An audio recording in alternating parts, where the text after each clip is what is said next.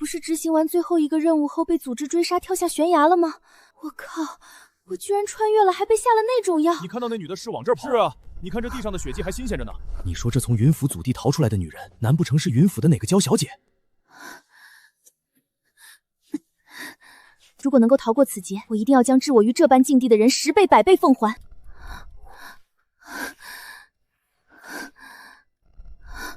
主人，主人，你可以听到我的声音吗？主人，主人，我是你的空间之灵，需要我帮你吗？主人，你能怎样助我？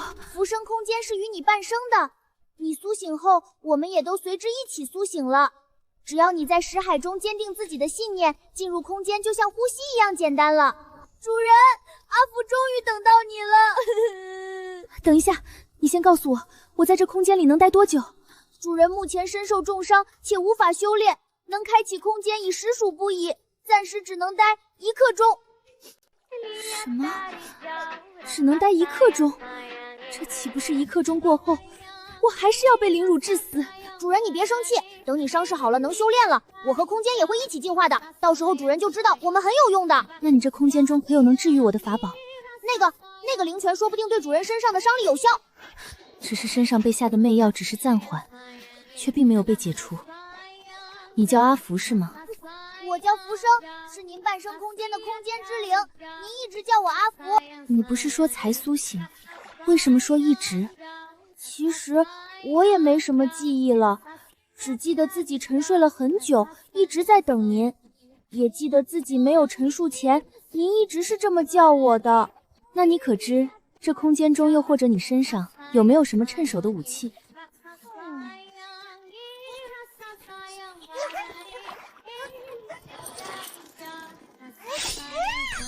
现在的身体素质确实也只有匕首最适合。主人只有这个了。以这具身体现在的身体素质，确实也只有匕首最适合。实在不行，就只能在这3人欺辱他时偷袭。灵泉之水虽然缓解了我的伤势，可并没有将我的手筋脚筋接回。且我刚才内视自身，腹部之所以伤得如此之重，乃是因为丹田处空空如也。背后之人可真是要置我于死地啊！那娘们儿能跑哪儿去？不信置你白头月掌，血迹到这儿就没了。呸！浪费大爷时间！哎呀，别发牢骚了，快找吧。那位可说了，事办不成，死的可就是我们几个了。啊！慌什么？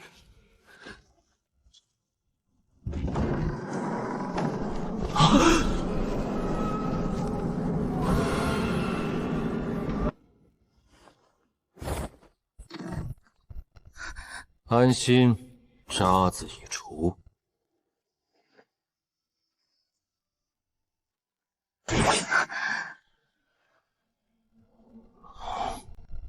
跟我走，这里不是说话的地方。除非你真的想死在这里，你应该知晓，现在的你对我毫无威胁，而我只需要挥挥衣袖，你的下场就会像外面那3滩血水。我要如何信你？你是谁？又为何要助我？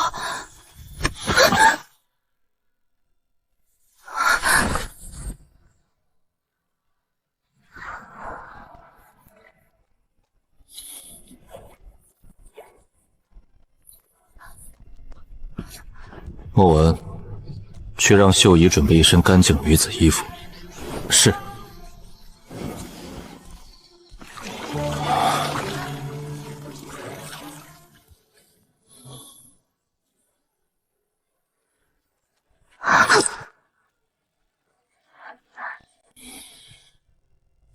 验了，这药对你的伤有好处。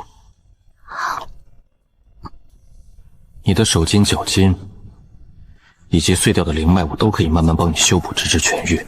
但你身上这热症，我束手无策。若我没看错，你中的应该是从西辽国传来的蛊毒合欢蛊。除非与人欢好，否则1个时辰蛊虫会吸干你全身精血，让你化为干尸。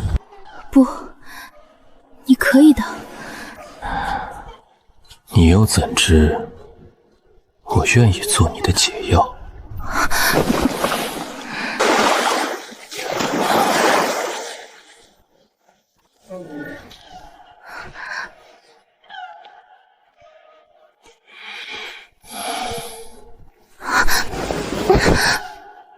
你可不要后悔。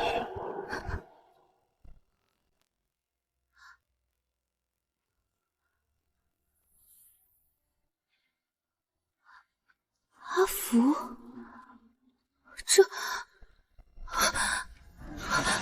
是怎么回事？我知道你有很多问题想要问我，比如我到底是谁，而你又究竟是谁？你为何穿越？接下来的路又要如何走？是吗？我就是你，你就是我。既是23世纪刚满20岁的第一天才女杀手青理，也是这穹苍大陆东昭国护国公府刚集去的嫡小姐云清理。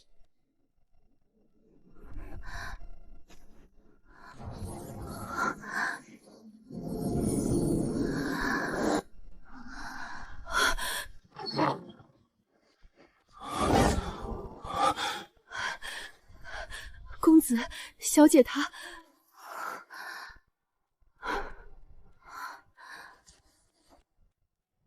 你先下去吧，剩下的我来。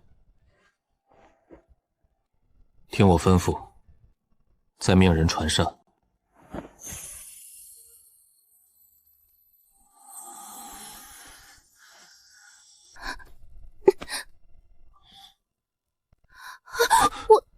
我只是一时没反应过来，醒后有个男人靠自己那么近，我不是故意。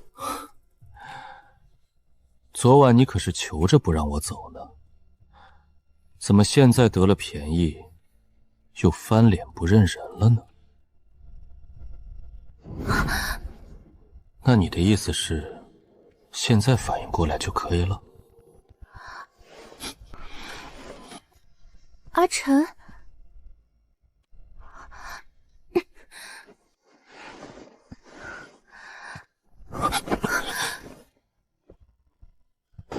还没恢复好就不要乱动了。不知公子名讳，所以只能如此称呼了。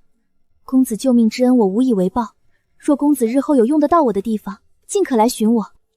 姑娘连家门都不报，我日后要如何寻你？我姓云，名清离，清澈的清，琉璃的璃。公子有所不知，我落到如此田地，乃是被本家所害，日后居无定所。若有安置之地，必会第一时间来到此处告知，必不会一走了之。哦，你的意思是要对我负责是吗？你的封魂锁印不是我解的，手筋、脚筋以及灵脉都在封印解开后恢复，又或者可以说是重获新生，包括你的容貌，你可以唤我无尘公子，又或者如昨夜这般唤我阿晨。感谢无尘公子解答。不过，请问无尘公子昨夜为何要救我？是灵魂的指引。你与我有很深的灵魂羁绊，在你身体里那部分灵魂归位后，我便感知到你有危险，才去到那破庙。灵魂的指引，灵魂归位。你知晓我不是他。你是他，也不是他。确切地说，你们两个才是真正的、完整的一个人。阿离难道就不好奇你解除封印后的天赋吗？我忘了，你现在的记忆应该很混乱。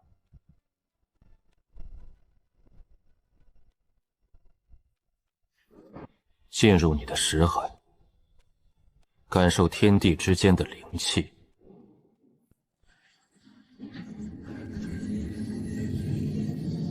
莫文，将灵根测试石搬来这儿。是。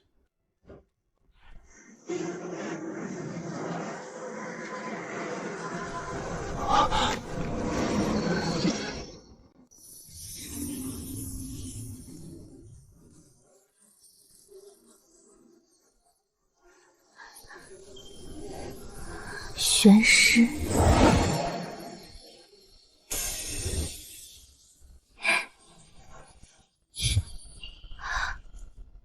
玄师8级就这么开心？去测试下灵根，说不定还有更开心的。之前是3系灵根，出事定是有人眼红。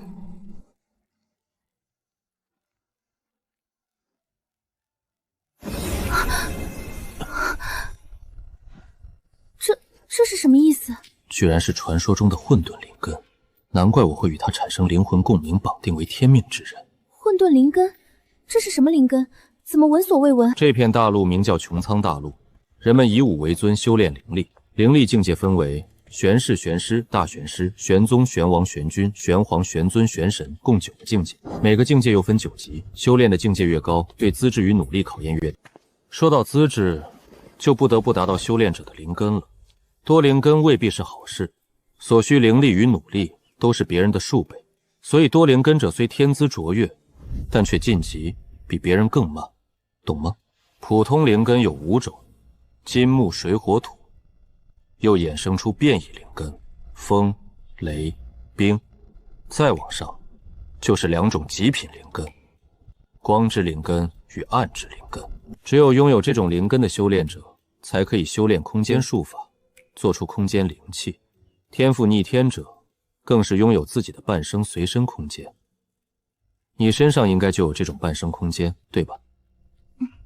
而混沌灵根则是最为逆天的一种。混沌灵根可修行上边说的10种灵根任意一种。所以，知晓你今后的路怎么做了吗？莫要浪费了你这绝世天赋。我与你是什么关系？灵魂的指引带着你找到了我，又是什么意思？字面意思喽，你与我是天命之人，天道作媒的命定之人就是天命之人。逗你的，此乃我族人的血脉，新生儿降生时都会有守护灵兽与守护灵气，再有就是天命之人，二人若节气互为道侣，则修炼可日进千里；反之，若没有找到天命节气，会有怎样的后果？反之将会孤独终老一生。天命之人若死亡，此人也会灵魂有损，倒是没有性命之忧。不过你是我的天命之人，我倒是还有样礼物送给你，就当作是给你的见面礼了。先不要急着拒绝，这本来就是你的。我的半庭灵兽有一对，一只已由我自己唤醒，这只10几年来我一直未能唤醒，还是破壳的那只告诉我，这只只能由你，我的天命之人来。若你不收，这只灵兽恐怕永远无法断生在这世上。既如此，你就帮我直接处理了就好，炖了还是扔了都随你处置，免得我那小兽天天总在催我找到你，烦人的很。帮了你这么多，陪我用个膳总可以吧？处置好了就过来。秀姨，传膳。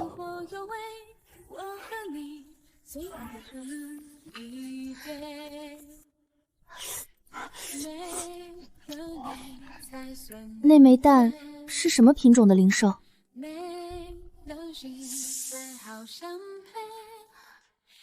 无尘公子，不是我嫌弃你的灵兽和心意，而是我确实已经受了您许多帮助，不能再收下这枚蛋了。边吃边说。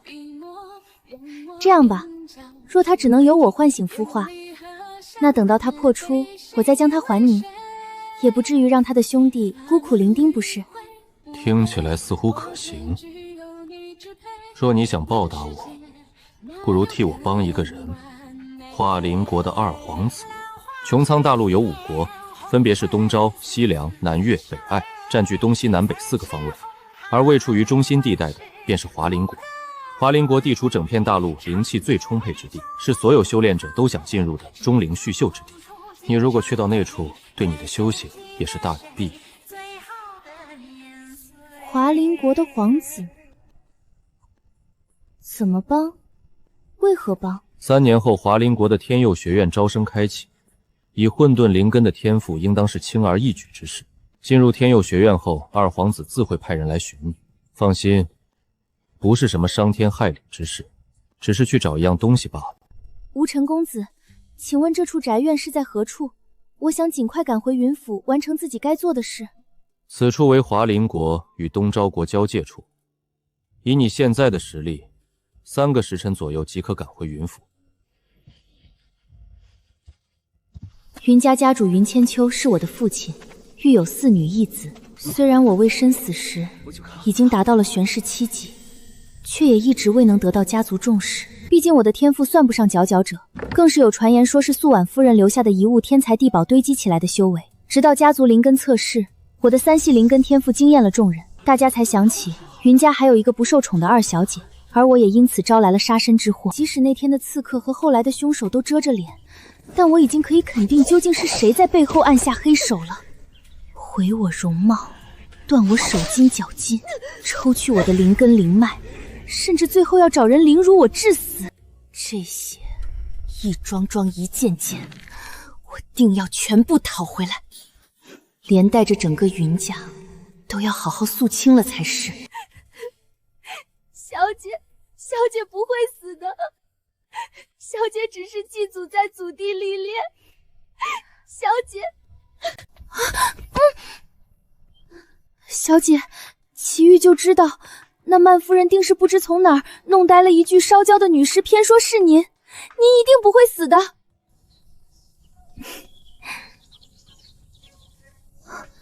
你去应付他们，我见机行事。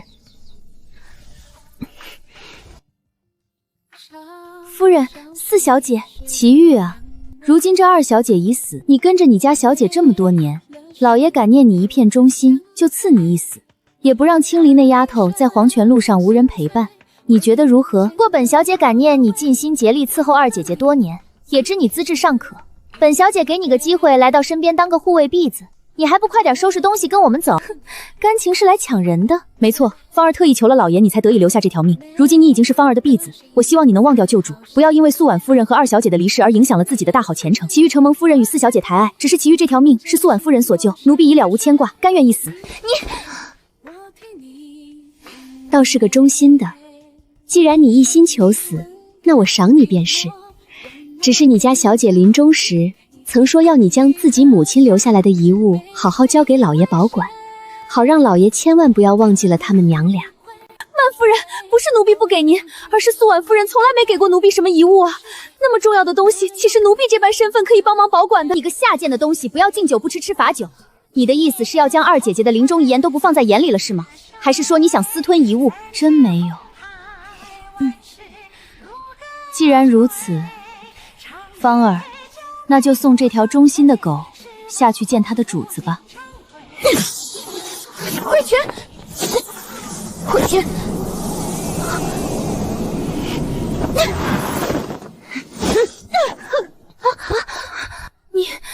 你不是已经……哟，我当是谁呢？原来是我的好四妹和曼夫人啊。清流，你没事也该早点跟家里报个平安。我就说那尸体早已面目全非，怎会是你呢？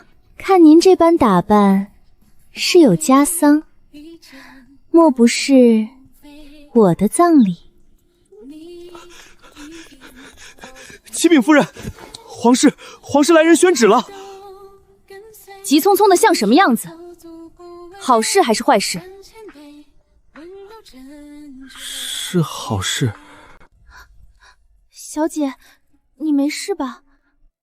我当然没事。祁煜，想不想去看一出好戏？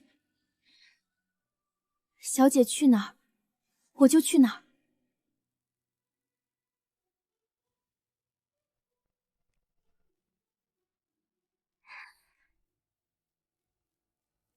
既然是我的葬礼，那我不出现，岂不是少了很多乐趣？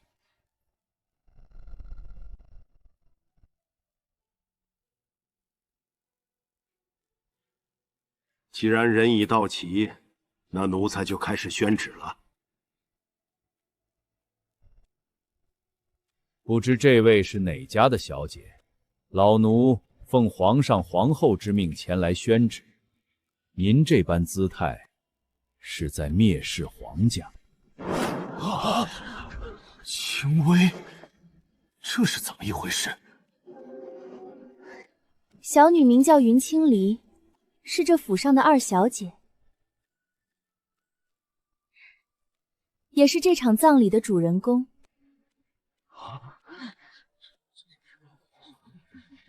公公不如快些宣旨，葬礼仪式乃是我们云府的家事，让您见笑了。是啊，公公，您就快些读了这圣旨吧。当今圣上之前允准我此生都不用向皇家行礼，您读您的，不用管我。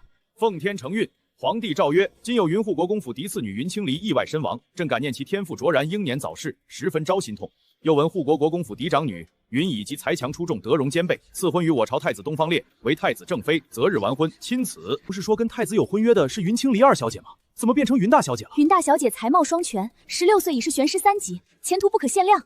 当年婚约是因苏婉夫人盛宠深受，原定护国公嫡女为太子妃。这旨意到了，咱家的差事也合算了。臣谢主隆恩。还是祝贺云二小姐平安归来。圣上如若知道您安好，说不定病情也能因着心情好转些。诸位，今日之事乃是我们云家为调查清楚，才出了此等乌龙。感谢诸位今日能来到我云家，今日多有招待不周，还望各位海涵。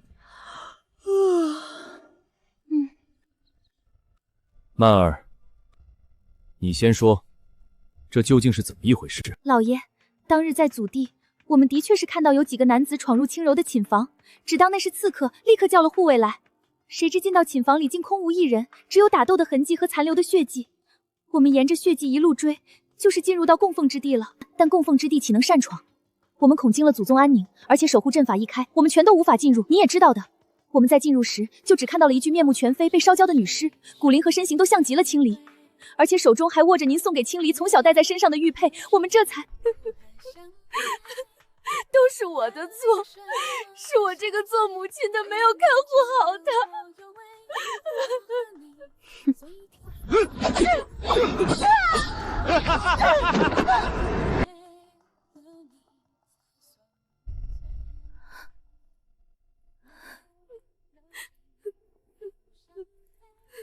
青离，你说，当日经过是否如曼儿所说？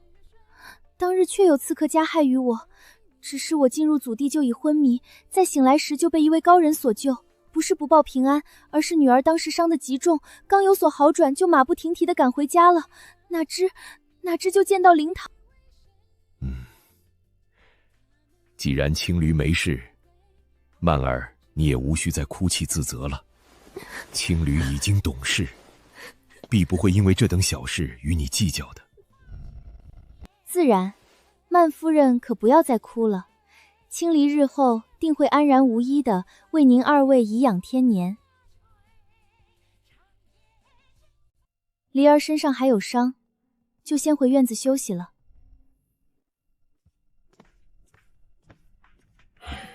吩咐人将这灵堂什么的都收拾了，顺便将轻微的院子好好修缮一番。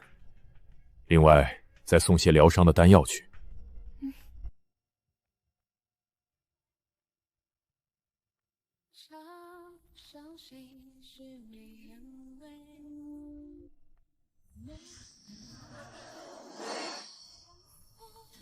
主人，阿福好想你啊！你怎么抱着蛋就出来了？主人，这枚蛋是您的吗？是朋友拜托我照料的，待到它破壳后就会将它送走。啊，我还以为是主人您的呢。毕竟这枚蛋可是有神兽血统，日后有它保护您，阿福也能多放心一些。神兽？你说这枚蛋是神兽蛋，那是哪种神兽？这个阿福不知，但是阿福可以感受到它是火系神兽。不过主人，神兽是需要以灵气为食的哦。我看您在把它丢进来之前已经喂过一次了，如果您最近忙顾不上的话，这次再喂它一点就好。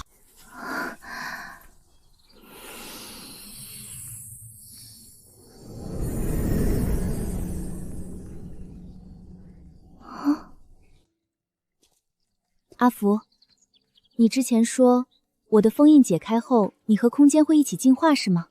当然啦，主人。自从您解开封印并晋升到玄师8级后，阿福的实力也恢复到大玄师了。实力恢复？那你之前是什么实力等级？阿福已沉睡许久，等待您的归来。其实阿福的记忆很多都还没有恢复，可能要再等实力更强大些才行。不过阿福对空间内的记忆还是有的。哦，那你就给我讲讲这灵泉的用处吧。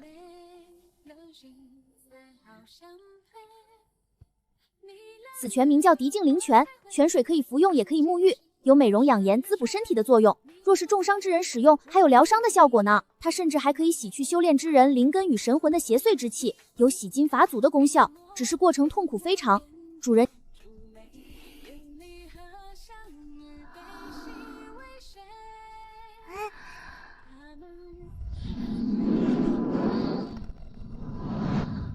咦，主人你好臭啊！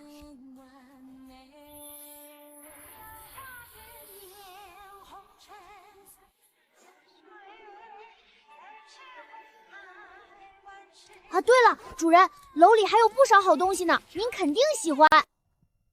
您那天问我是否有趁手的武器，可当时您封印还未解开。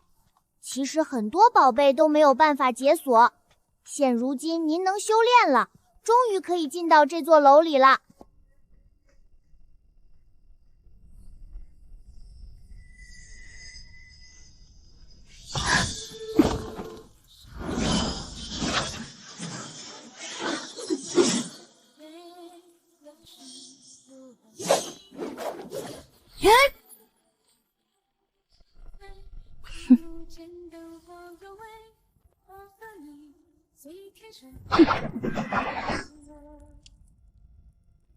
好一个腹黑的剑，竟然趁着主人分神割破主人的手掌，偷偷缔结契约，你真是无耻！哼！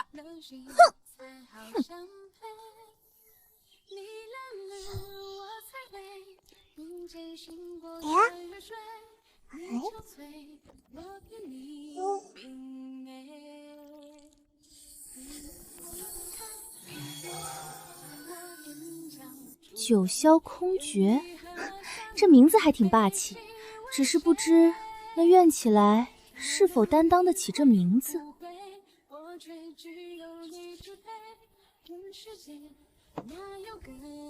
穹苍大陆的炼药师境界也是分为9重，在网上就没有更多的记载了。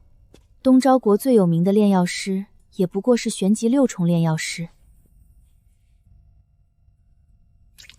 只是可惜，现在手上是一株药草也没有，也并未探视我的火系灵根是否为异火。我曾是杀手兼用毒高手，都说医毒不分家，不然还真想现在就试试炼丹。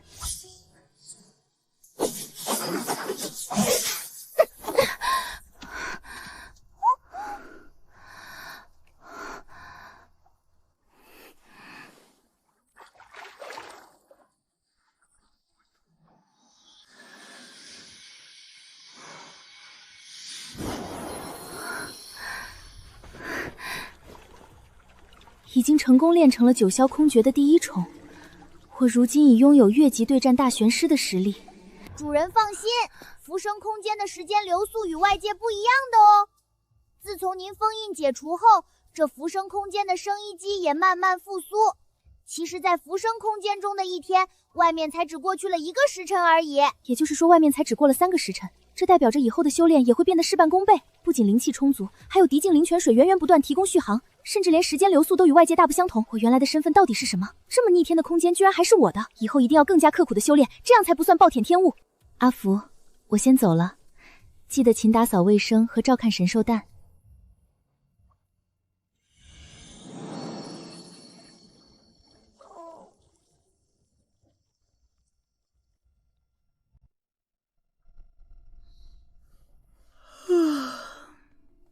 怎么了，祁煜？是圣上，今早传话的太监许是已经将白天的事禀告了圣上，现在说带着圣上的口谕在正厅等您呢，小姐。这么急？是啊，公公说还要在宫上下6宫给圣上复命呢，就等着咱快些过去呢。既来之则安之，我才不怕什么圣上口谕。毕竟在东昭国也待不了多久，3年后我是一定会启程去华陵国的。哎呦，二小姐，奴才可把您盼来了。传皇上口谕，今朕得知云家二小姐死里逃生，平安归来，朕心甚慰，擢封为昭华郡主。云家长女云以冰与太子东方烈于10月初4完婚，钦此。与吴尘是天命之人，有过肌肤之亲，都未曾想过将和他就这样绑在一起。更何况吴尘与太子相比，从实力、容貌、身材都是完虐太子。我巴不得没有这门劳什子婚事来绊住我。民女接旨。还有我什么事吗？二小姐，皇上说5日后在乘风学院的新生试炼上等着看您的精彩表现。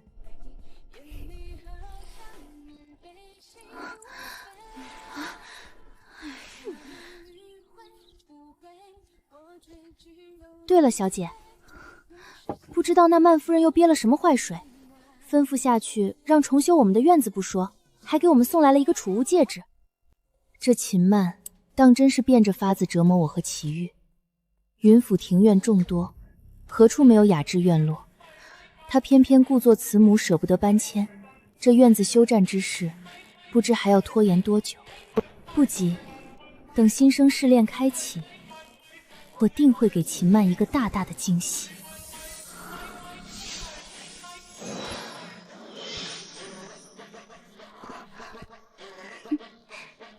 这些丹药正好可以留存下来，待我日后习得炼丹之术，也好拿来对比参考。寻常修者仅有普通火种，天赋极佳者才可觉醒专属火焰，异火已是世间顶尖。可我的火焰远比这些更加强大。此乃琉璃神火，神火现世，万物皆可焚。修炼切忌急于求成，牢记结合方能长久。暂且放下杂念，好好休息。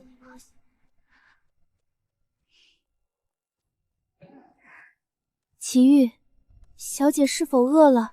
膳食已准备好了。那你同我一起坐下吃，正好我有话问你。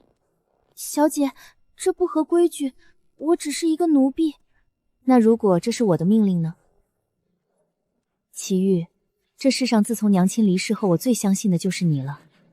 我从没把你当成过婢子使唤，日后我们是要并肩同行的，懂吗？你现如今是什么实力？奴婢是玄氏9级，18岁玄氏9级，从未经过系统历练，丝毫不输被秦曼精心教养的云以志，当真是深藏不露。测试下自己的灵根。不用了，小姐，奴婢是土系灵根。我天生见是土系灵根，防御出众。也正因如此，夫人才将我留在小姐身边护她周全。让你测就测，没关系。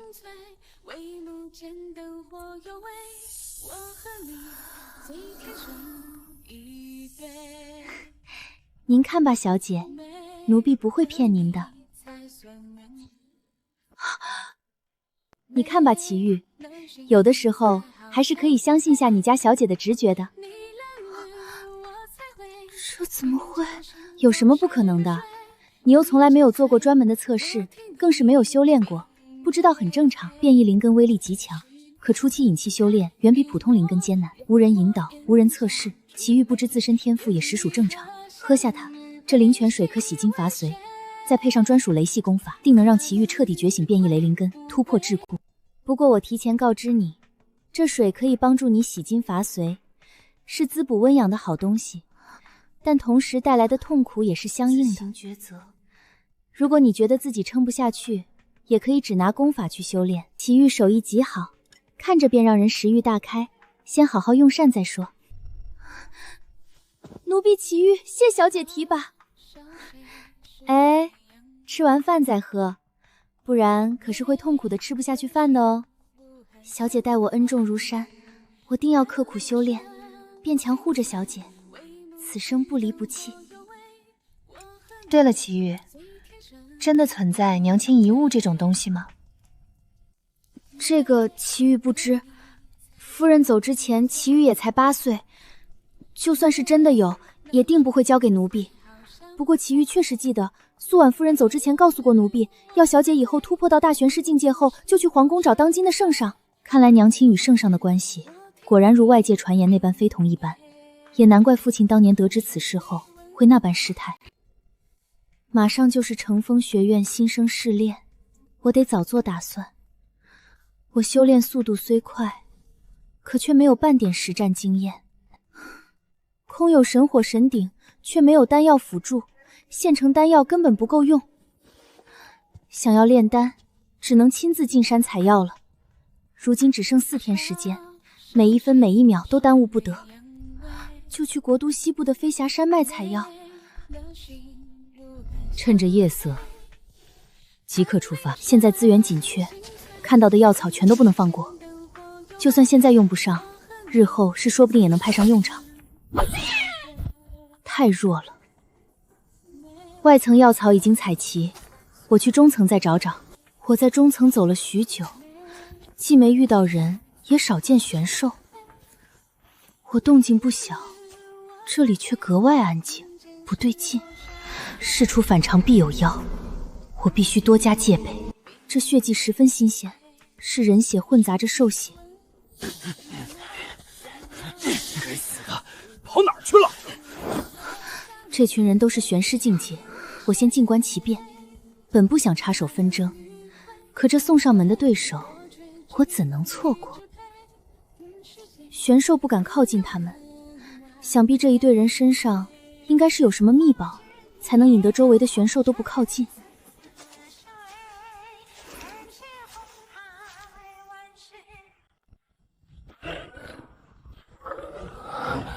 金州，放我下去！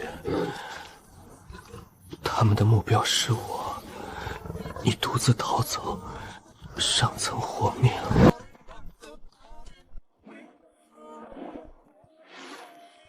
他生机不断流逝，就算被藏起来，最后也难逃一死。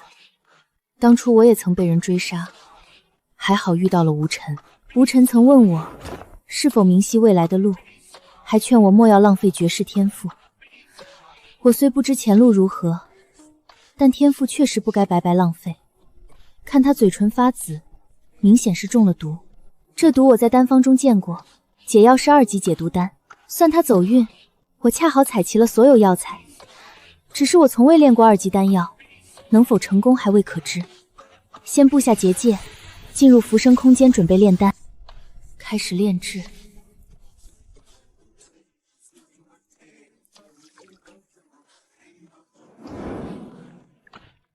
奇怪，我好似天生就懂得炼丹之法。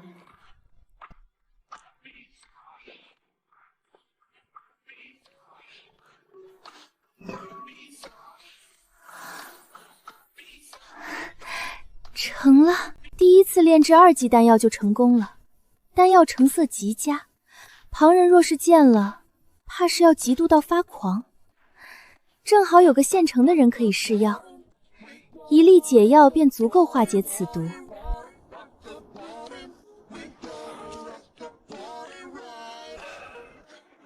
其余丹药我先收好，日后还能拿去售卖换资源。出事了！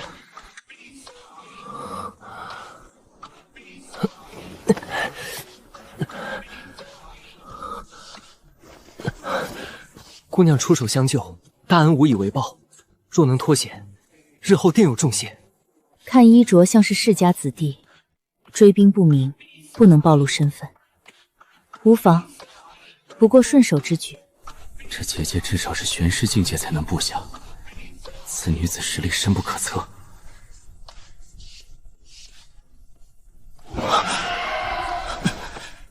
姑娘大恩，求您出手救救我的灵兽。修士大多视灵兽为牲畜，他竟愿为灵兽下跪，一人一兽，情谊真挚。我正缺修炼资源，有好处自然不会拒绝。玄师境界的对手，我完全有把握应对。可以帮忙，不过别忘了你许下的重谢。我纵然实力不济，但绝不能抛下恩人与金重。别愣着，跟上。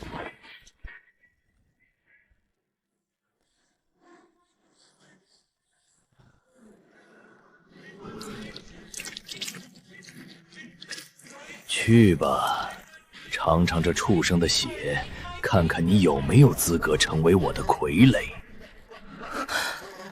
蛊虫，蛊虫，居然是蛊虫！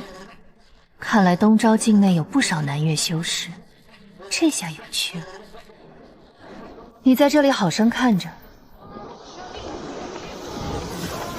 这套风系功法我偶然习得，配合身法，应能发挥90%威力。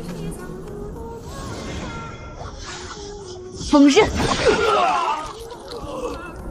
最弱都是玄师1级，最强玄师3级，此人究竟是谁？阁下何人？你我无冤无仇，为何伤我手下？便以风系灵根，若是能将此人收为己用就好。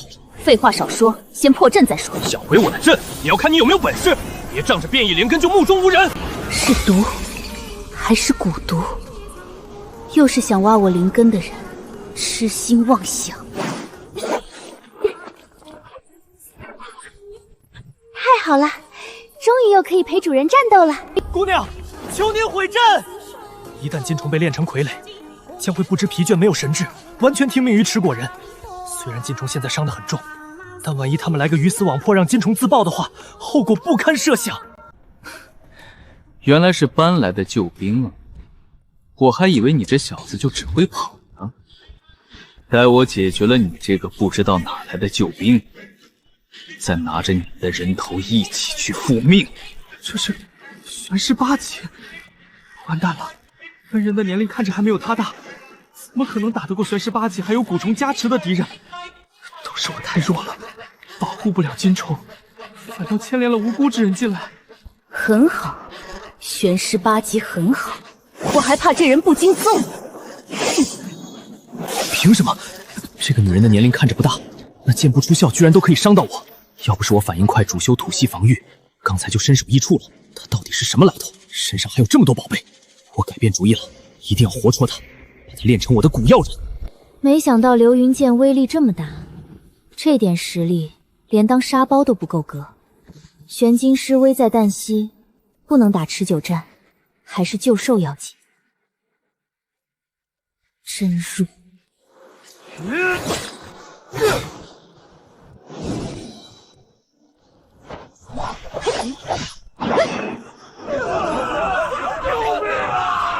什么邪门的火焰？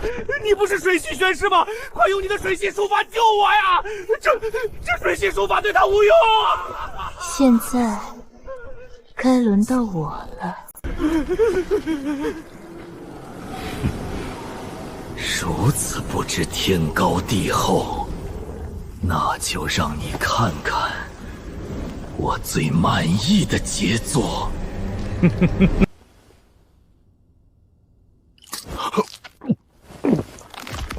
这蛊虫太过邪门，居然可以让人迅速提升好几个世界的实力。他从玄师8级直冲玄师9级，还要突破这大玄师。不行，一定要打断他的晋升。若是在玄师境界还好，要是大玄师境界，我也没有把握可以再带着一人一兽全身而退。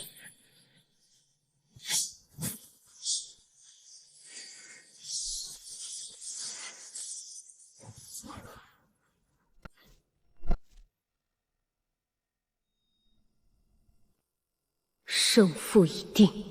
死了？这么轻易就被一招秒了？也不是，主要他本身境界就虚浮，说是玄师8级，充其量也就有个6级7警的实力，再加上使用蛊虫献祭自己的精血，强行提升到大玄师境界，所以才被我如此轻易除掉。原来是我下意识说出了心里话。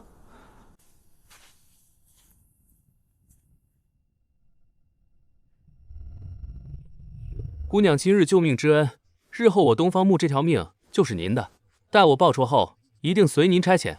这个姓氏，东昭国皇室正是姓东方，我这一救，居然还救了个当朝皇子。今后差遣就不必了，给钱就行。没想到他如此直白，倒也坦荡。此乃我全部身家，若是不够，待我回到府上再。资源足够我周转许久，没必要再和皇室产生纠葛。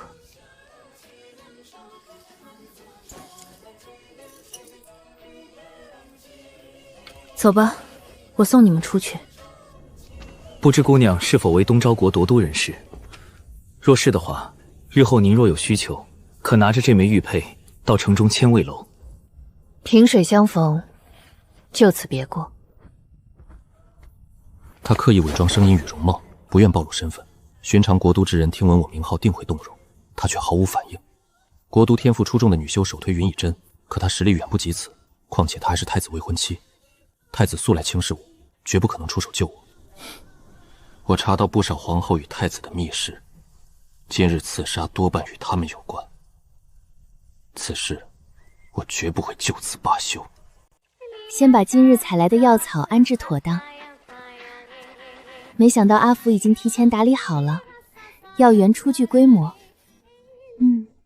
做得不错嘛，阿福。主人夸奖我了，真开心。阿福连丹房都帮我收拾好了。小阿福，你过来。之前你说空间进化，有什么特定的需求吗？还是说就只有我修炼，你们也会跟着一起进化？有的。主人，您是混沌灵根，可以修炼掌管空间之力的光系和暗系。如果要半生空间一起进化的话，您对于这2种元素的掌控之力是一方面，还有一方面就是要搜集足够的空间玉来让阿福吸收。等进化到一定境界后，我就可以凝化出虚影，陪伴您一起战斗了。空间玉，空间玉乃是光系和暗系和元素沉淀100年才化生出的，所以可能会有点麻烦。我并未告诉主人，如今的我并不完整，真身法器被困在阵法之中，想要凝出实形必须寻回真身，可找回后我会陷入长久沉睡。我不想离开主人，想要找空间玉，或许可以去黑市碰碰运气。黑市子时开张，还有月度拍卖会，交易自由，消息灵通，正好去寻找空间玉。先备好物资，再出发。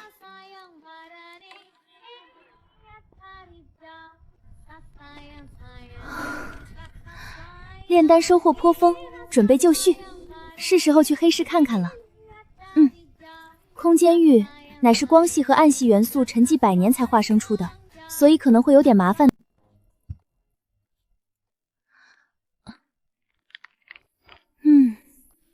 这样就舒坦多了。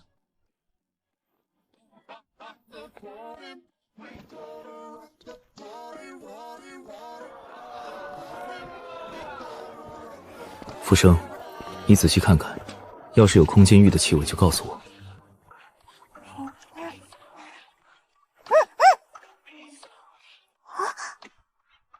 就在前面左手边。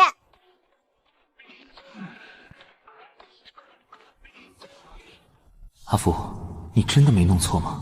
就是这处摊位。阿福感知到的位置是在此处呢，主人。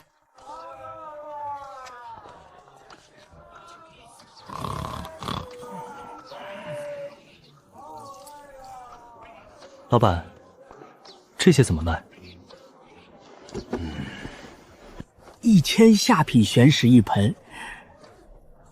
行，我全要了。一共10盆，我给您打个9折，共9000下品玄石。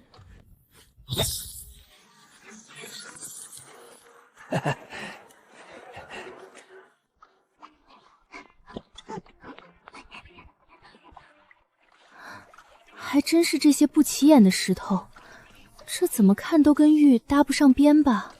主人，你看，每盆里居然都有呢。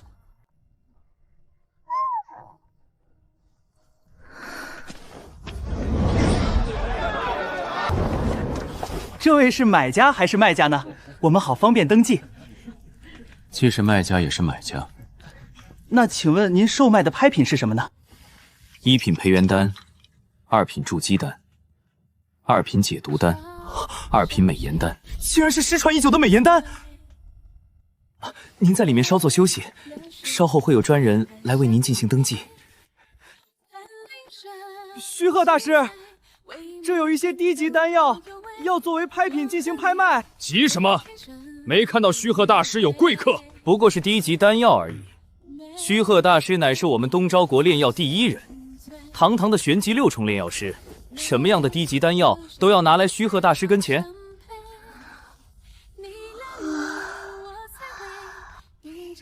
吵什么呢？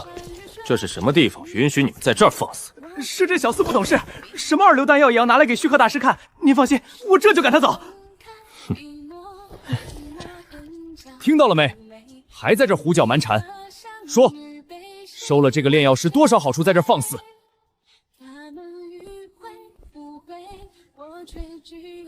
你们两个都跟我进来。虚鹤大师，这个小厮不知收了哪个低级炼药师的贿赂，竟要拿一些低级丹药来给您过目，还说要当做拍品进行拍卖。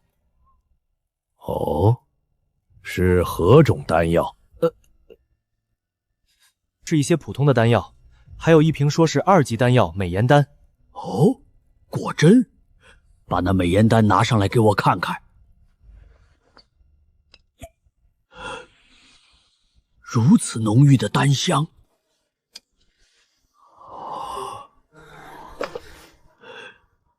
可是要如何试验这丹药的真实性呢？虚鹤大师不可，万一此丹药有问题。哎，老夫炼药也有几十载了，试过的药没有1000种也有100种。我观这丹药并无毒性，且丹香浓郁，应当是个炼丹高手。小妹，不可对虚鹤大师无礼。哎，既然这丹药说是美颜丹，那当然是我来试更好。大师，您说是不是？话是这么说，可是您要是试了，这万一出点问题……至于你们嘛，你这小厮倒是个靠谱的，先去外头候着吧。你这侍卫某种意义上来说当的也还算靠谱，只是有点靠谱过头了。就罚这侍卫去顶替小厮的岗位，好好去学7日规矩吧。哥哥，你觉得好不好？好。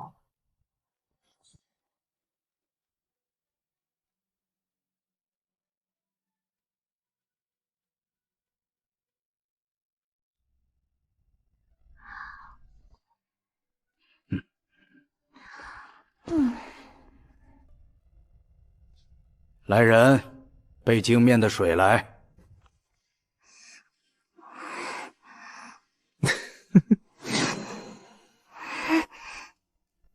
您可以及面了。哼！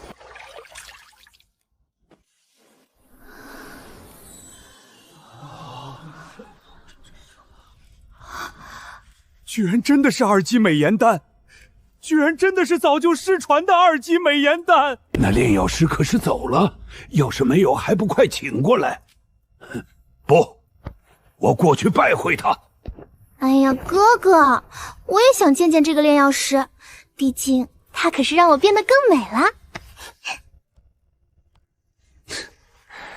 你呀你，是不是忘了此次我们是隐藏身份出来的了？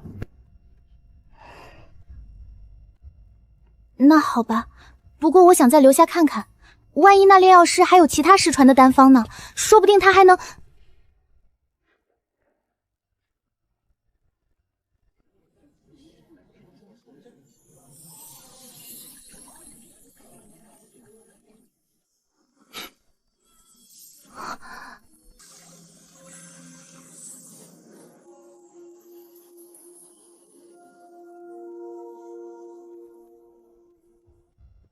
这位就是拿出丹药的卖家了，虚鹤大师。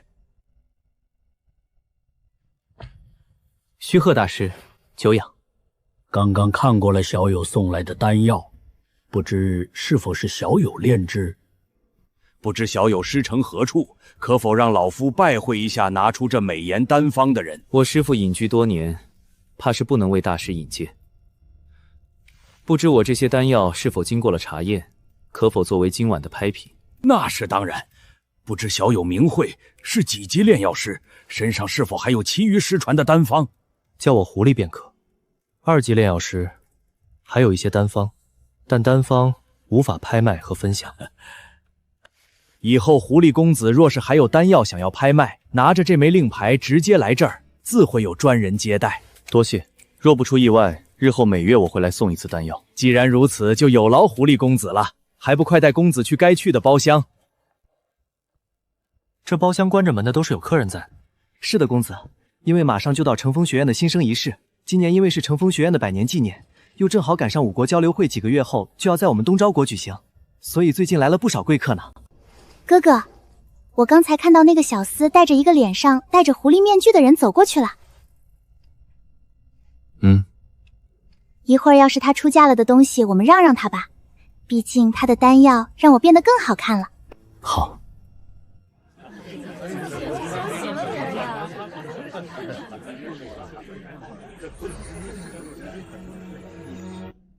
你呀你，到底什么时候才能破壳啊？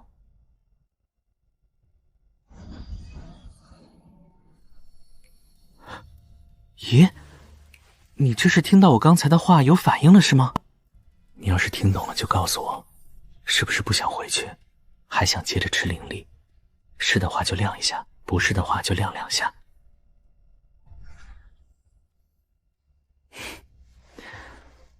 下一件拍品乃是失传已久的2级丹药美颜丹。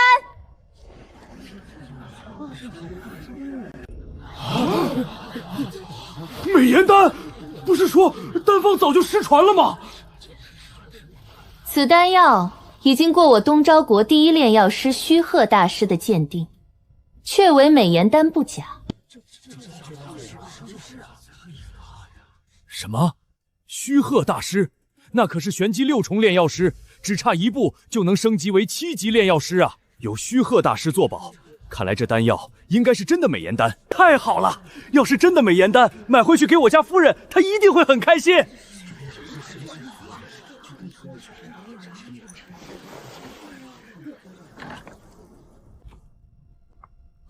狐狸公子有何吩咐？劳烦帮我去传达，若有人质疑美颜丹真假，可将瓶中丹药试给场下观众。诸位稍安勿躁，我们的卖家说了，诸位若有质疑药效者，可免费试药。试药？谁知道这药真的假的？万一有什么副作用，那我们找谁？就算是虚鹤大师在又如何？能保证治好吃了不明药的人平安无事吗？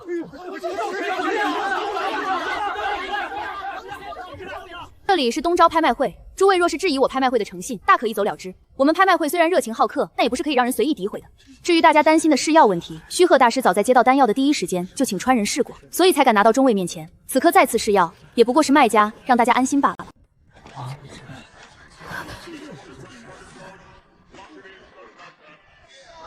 我来试药，可以吗？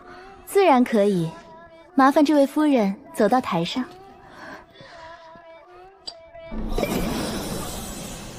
天啊，好香啊！这么浓郁的丹香，这炼药师提炼药草和对丹火的把控都是做到了极致。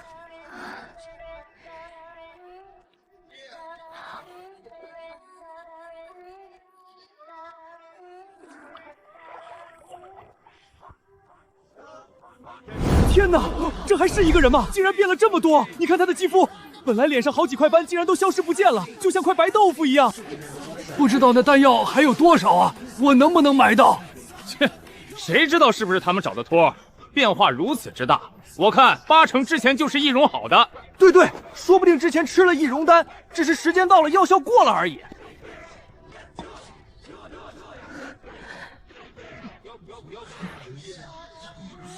我学会对天道发誓，并未与拍卖会私下接触过。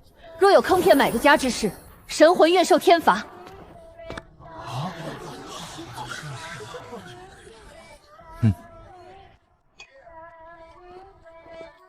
小姐，我们是否要出手？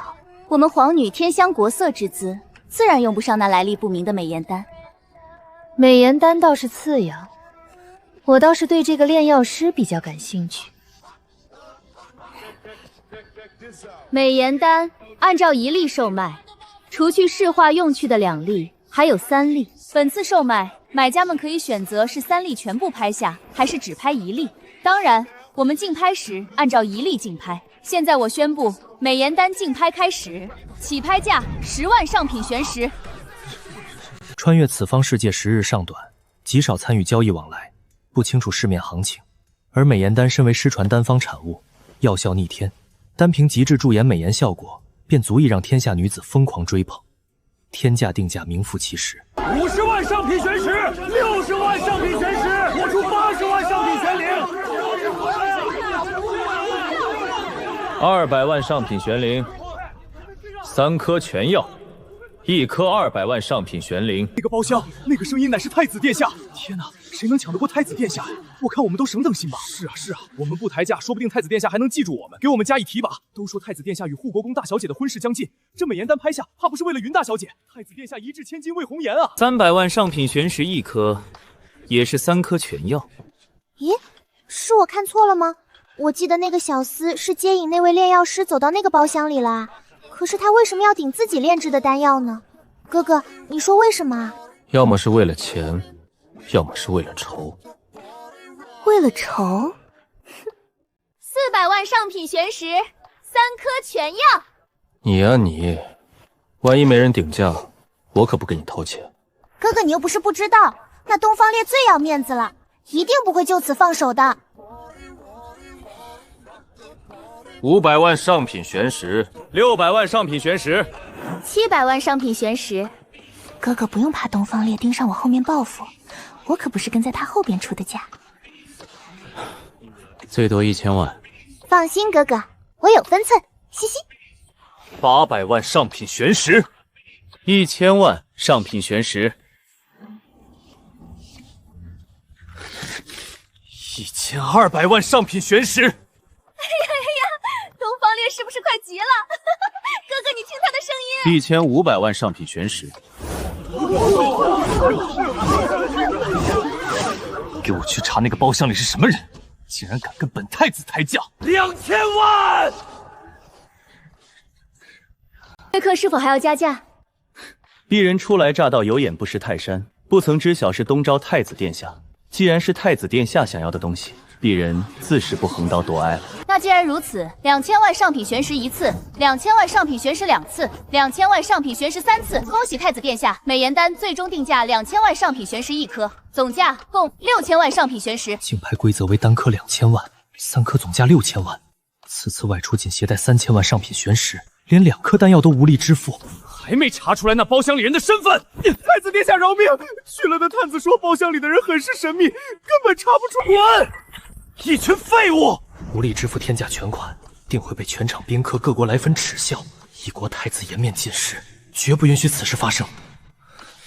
你，给我过来！这就进宫去找母后。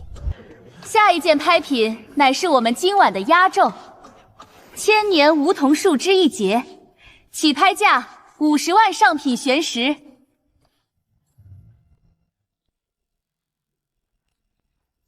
你想要那树枝？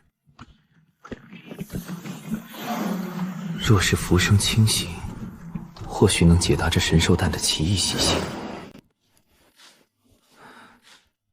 你不会是只小凤凰吧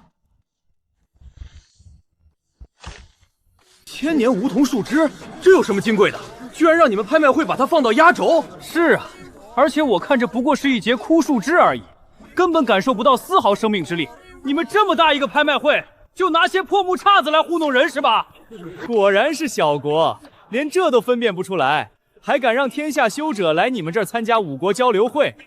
我随便在南越国都找棵祭祀树掰一节树枝，岂不也能来他们这儿拍卖了？凤栖梧桐而居，虽然大陆以前有凤凰出现，但还有很多有着凤凰一丝血脉的灵兽。1000年梧桐树生长条件苛刻，若是得到一株让有着凤凰血脉之力的灵兽在其上孕养，假以时日，若是血脉晋级也未可知。若无人出价，这件拍品将会进入我拍卖会旗下的珍宝阁中进行出售。那么我宣布，今天的拍卖会60万上品玄石。那个包厢里的人是什么身份？不光敢跟太子殿下抬价，现在居然还要拍下凤凰血脉栖居的梧桐树枝。说，指不定是哪家有钱人的小少爷出来历练，没见过什么世面，不然谁会去拍一个死物？我看倒是未必。他既然敢跟太子殿下抬，就证明真的有钱，能拿得出这么多钱的人，你怎么知道他没有凤凰血脉的灵兽？若是他不出手，拍下寻个由头，再把树枝给他就行。看来是猜到蛋的品种了吗？还不算太笨。可惜钱全用来买那3颗美颜丹了，不然让他也尝尝这种滋味。若是让母后知道孤花几十万买了个破树枝回去，60万上品玄石第1次，60万上品玄石第2次，60万上品玄石第3次。那么我宣布，今天的拍卖会到此结束，感谢各位远道而来。殿下，查一下今天浑水摸鱼的那几个喽啰是哪里派来的。是。燕姬也留心到今日的反常，许是马上五国交流会就要举办，所以脏东西多了些。再去查一下那跟东方烈台下人的身份。那人恐怕并不晓得太子殿下的身份。燕姬，我有没有告诉过你，少说话，多办事？燕姬知错。你今日也辛苦了，记住，敌人的敌人就是朋友，所以去查，懂吗？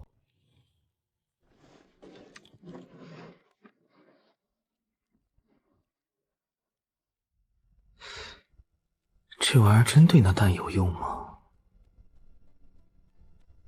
太子殿下，您看这拍品已经送到，咱们这玄石，本太子还能少了你们玄石不成？说让你等着就给本太子等着。喏，好好给本太子数清楚，别说本太子赖你们的账。太子殿下，小的数明白了，这就不打扰您了。狐狸公子让您久等了，这是您今日拍品的全部收益。共4200万上品玄石，这是银票，您看。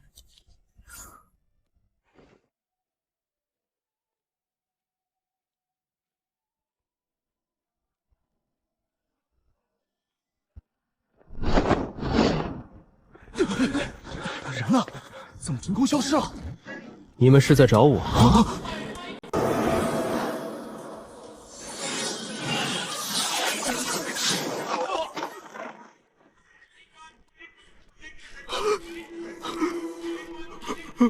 回去告诉你家主子，我这人脾气不好，不要想着来窥探我。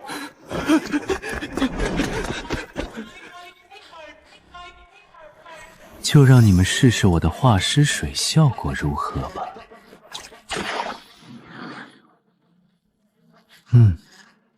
效果还不错。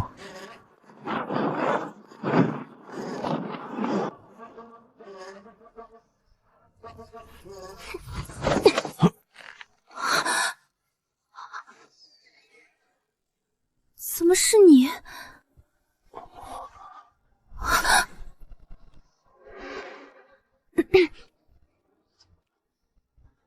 我能进吗？女子的闺房不是说不能随意进出吗？进来就好，我没那么多规矩。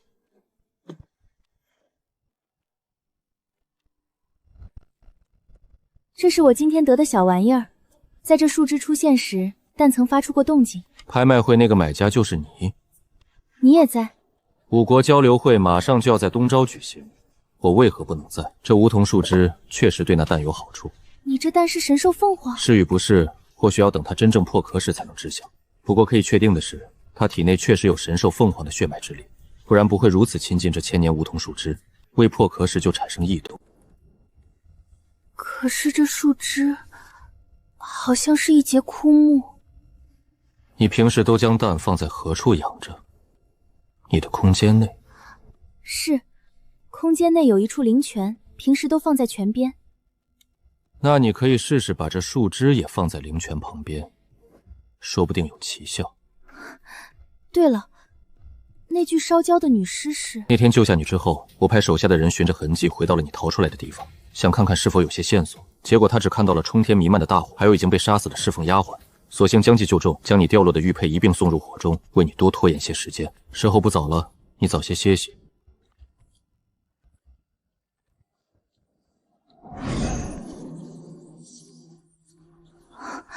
吸收一块居然这么慢吗？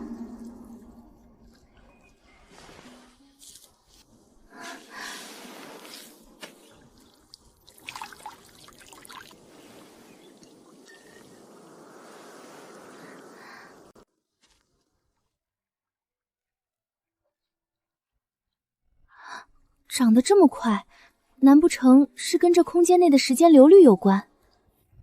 什么情况？这到底是棵树还是只狗啊？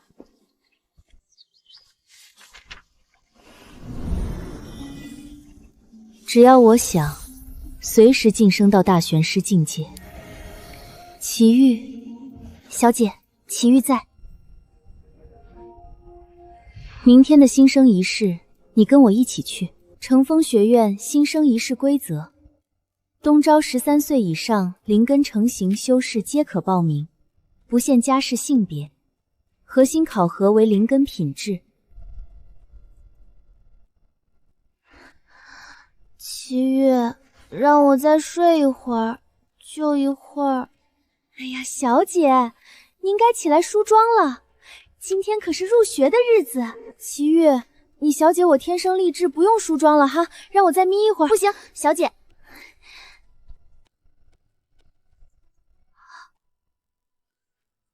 小姐，您真是太美了。行行行，你开心就好。好了你，我们快去正厅吧。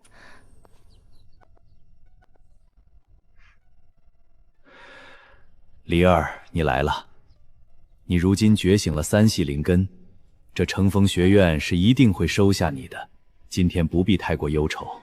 看来云千秋并不知道，我之前的灵根已经被挖走。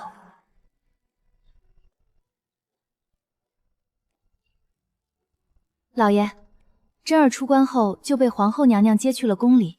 昨夜传话来说，让我们不用等她，她今早应是与太子一道过去了。云以琛闭关后出关了，基本确定灵根被挖去给她使用了。现在看来是已经融合成功了。不过没关系，不管是否已经完全融合，我都会拿回属于自己的东西。那就只有蓉儿了。她一个庶女，凭什么一起去啊？这芳儿与真儿乃是一母所出，怎得没有真儿一半懂事？三姐姐可真是让我们好等啊！抱歉，姨娘今日偶感风寒，今早煎药耽误了些时间。无碍，蓉儿孝顺。时候不早了，今日你们3个都好好表现，不论结果，都是我护公府的好孩子。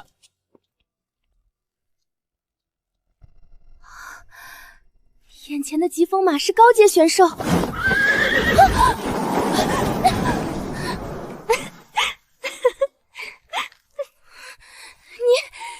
你居然敢笑我！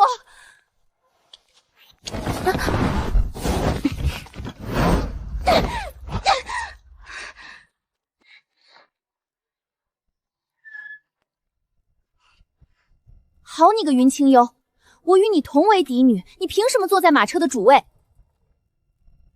你的嫡女身份和我的嫡女身份能一样吗？你什么意思？你是在诋毁我母亲是吗？你再不做好，让我们3个都误了时辰，你猜父亲会怎么做？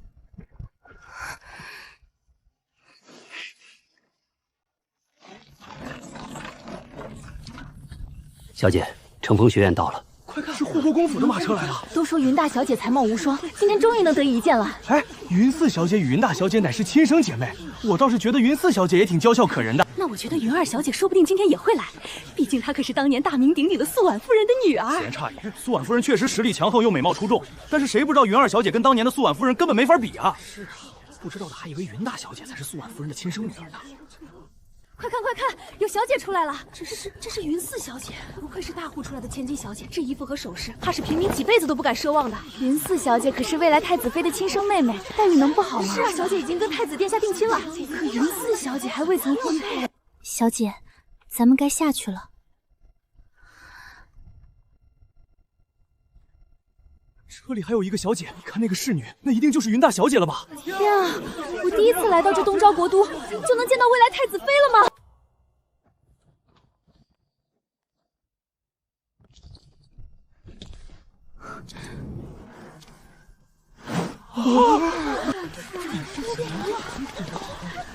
好美啊！这是我见过最美的女子了。这就是国都大户人家的小姐吗？本来还觉得上边出来的那2个已是貌美非常，谁知道最后这位小姐简直就是天人之姿啊！你看她旁边的侍女，比起前面那2个小姐都不遑多让了。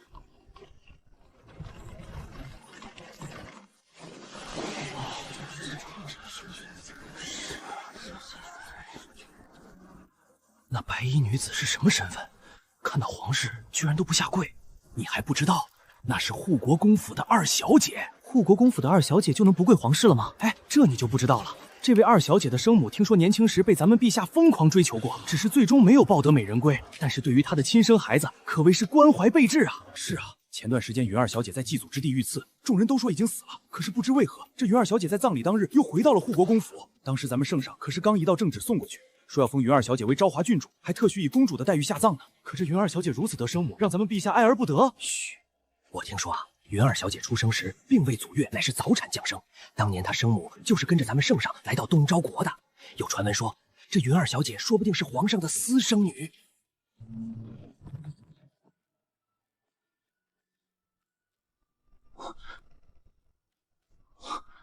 这是二皇子和公主殿下。我记得前段时间刚见过公主殿下去千位楼，怎么感觉公主下姿容更甚之前了？是啊，但是我还是觉得云二小姐更好看。皇兄，你看啊，她好漂亮啊！成儿，这么直勾勾盯着一个姑娘家做甚，小心吓到人。姐姐，你来啦！我想死你了。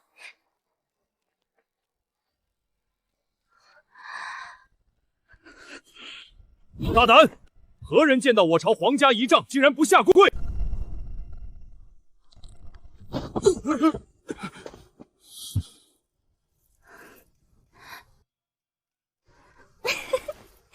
这个东方城，仗着父皇宠爱，越发无法无天起来。诸位都起身吧，无需久跪。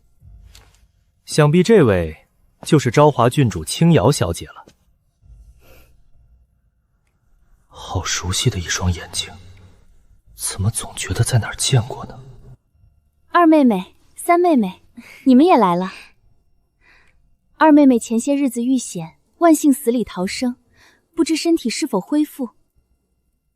承蒙大姐关心，我身体康健得很。那就好。当时我在晋级的关头入定，并未第一时间听到，后来更是直接闭关，没能第一时营救。当时那3个男人深夜闯进你的卧房。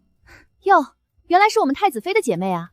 我看刚才那侍卫训斥昭华郡主时，太子妃没有反应，还以为你们不熟呢。真儿只是太久没有见到二妹妹与三妹妹，又因为这几天一直在闭关，并未回府，所以反应有些慢了，还请公主殿下莫怪。死白面花！咱们圣上曾说过，昭华郡主此生都不用对东昭皇族行礼，所以郡主这般并无差错呀。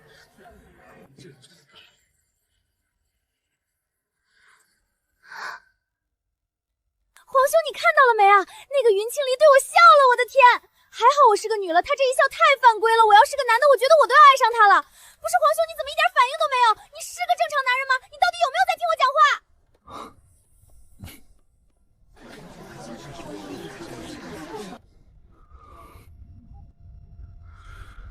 这东昭国皇帝的眼神怎么越看越恶心？人这小姑娘确实是好看，但是才多大年龄？她那眼睛恨不得都快长那姑娘身上了。哎，这东昭的小公主倒是挺可爱的，你看她怼人。不是，这就是东昭太子妃吗？跟那小美人是一家人。这说的话怎么跟个白莲花似的？今日正巧是我国成风学院举行新生仪式的日子。朕思考着，都是年轻人，或许能让各位皇子公主有所共鸣。日后若在京城内遇见，也好有个印象。感谢诸位远道而来，参加我们琼荒大陆3年1次的5国交流会。距离开始还有一段时间，在这期间，诸位可尽情在东昭国内游玩。若有待客不周之处，还请诸位见谅。这东昭皇帝的算盘可是打得真响，先是让我们看他们的新生仪式，以此来试探其余各国对于东昭国实力的看法。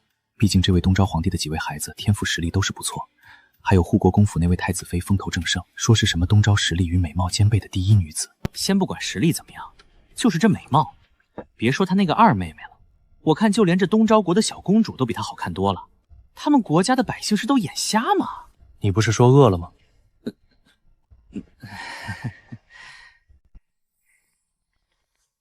昭华郡主，公主殿下。哎，不用叫我什么公主殿下，在这成风学院内没有皇室，只有学生与老师，直接叫我名字就行。那成儿小姐也直接唤我名字即可。清流小姐莫怪，成儿从小被母妃和父皇宠惯了，所以性格跳脱了些。说起来，青绿小姐跟成儿小时候应当还见过。10年前父皇生辰宴，素婉夫人带着青绿小姐随护国公进了宫，哪知青绿小姐走丢，来到了母妃的寝殿。素婉夫人来巡时，成儿和青绿小姐玩累了，正躺在侧殿一同歇息呢。皇兄，你怎么知道的如此清楚？10年前你不也才7岁？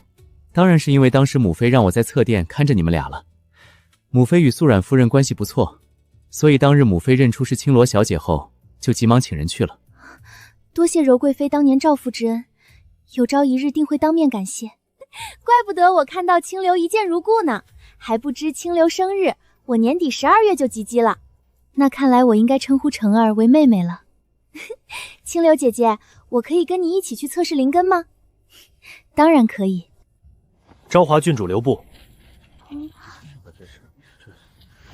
可否借一步说话？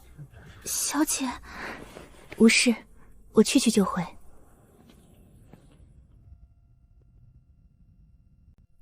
都说云儿小姐不如素婉夫人当年样貌实力，我看可不尽然。咱们的成儿公主和三皇子都对她青睐有加呢。皇后，注意你的言行。昭华郡主，我们是否之前在哪里见过？三皇子说笑了，是云儿小姐天人之姿，三皇子也是清俊秀逸，二人也算是相配。来这东昭国之后，我倒是有次在酒楼听到说书人讲了个故事，可不知为配合圣旨下来却是云大小姐。那当然，看来这护国公可真是好福气，出了个太子妃，还能再出个皇子妃了。你说这三皇子该不会真看上云儿小姐了吧？搭讪人的方式都这么老土，还我在哪儿见过你？要我说，云儿小姐看着根本是不会理会她的那种姑娘。这三皇子长得还没小爷我俊呢。息若，怎么了？再多嘴，我不介意跟老头提联姻的事。哎呦，阿玉，你可别吓我了。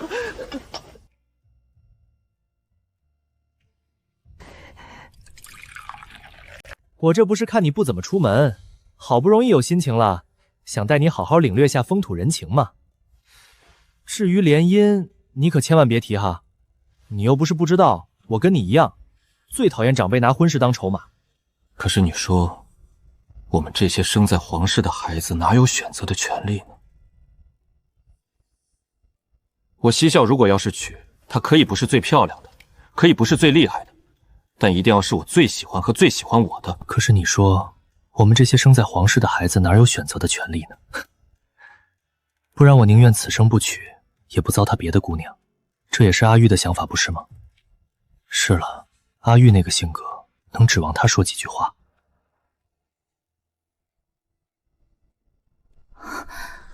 没想到这么快就被识破。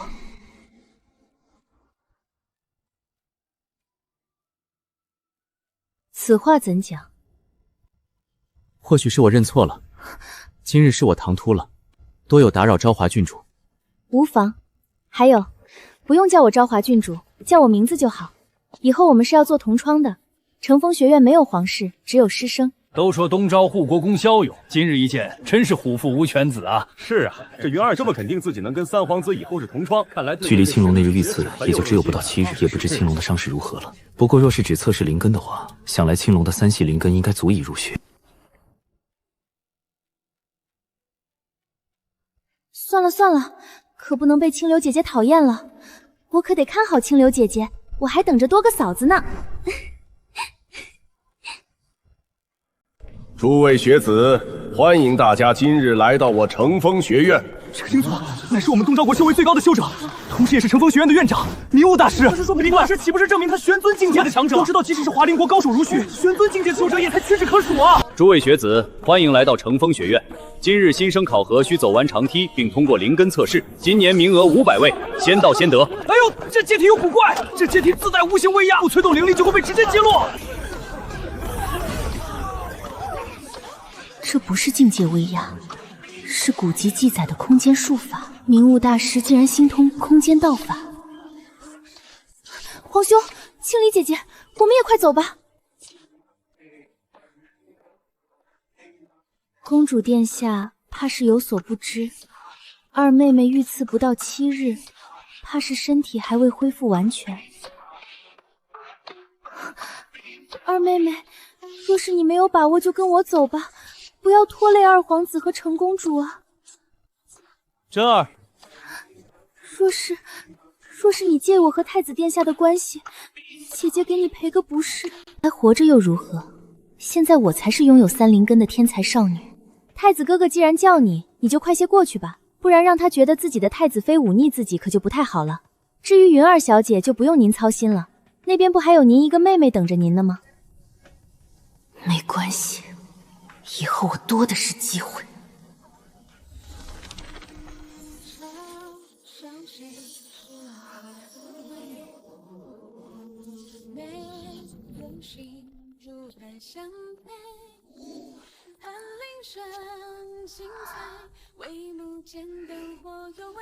抱歉，刚才想起了一件很重要的事情，所以有点走神了。不知明悟大师是哪种元素的修者？雷系，但是有传言说，明悟大师也有光系灵根。我们走吧。阶梯是空间压缩术，高密度空间带来重压，浮生空间不受压制，但其他人会承受巨大磨练。空间宝器全被术法压制，唯有半生浮生空间不受影响。可惜娇滴滴女娃好怕容貌不如北欧壁虎，长得好看到处有人偏袒。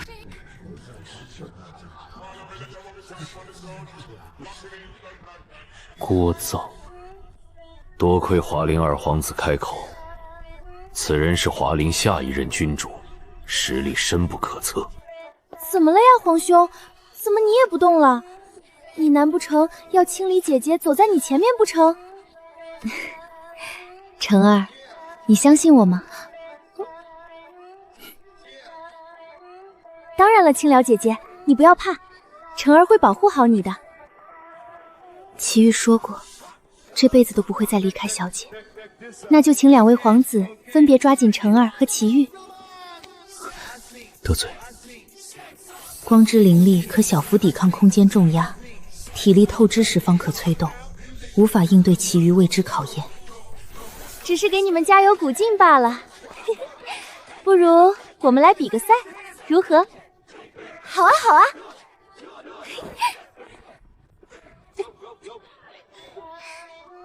3、2、1，开始！成儿啊，当真是这些年来被你惯坏了，竟像个小孩子一样耍赖皮。是臣妾素日管教不善了，倒是让中尉看了笑话，臣妾自罚一杯。不过陛下，成儿还未及逼，可不就是个小孩子吗？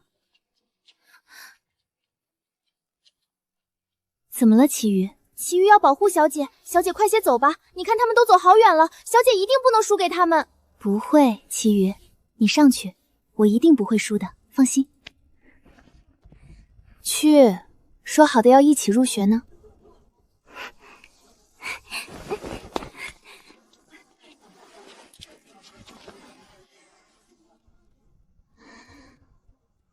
二皇子方才出言斥责众人过闹，无人敢高声。李二莫不是打算直接认输？难道还在怨我当初为他置办葬礼？早知道便不该让他参加考核。借阶梯现成空间术法，抓紧修炼。浮生空间流速不同，错过再无这般机缘。不光吃透空间压缩术，还顺带习得术门空间秘术。别把这身衣服弄坏，不然祁煜又要念叨。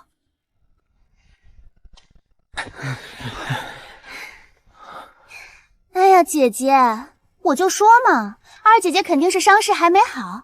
你看，她这不是不在吗？云清离仅有玄师7级，每3灵根，根本成。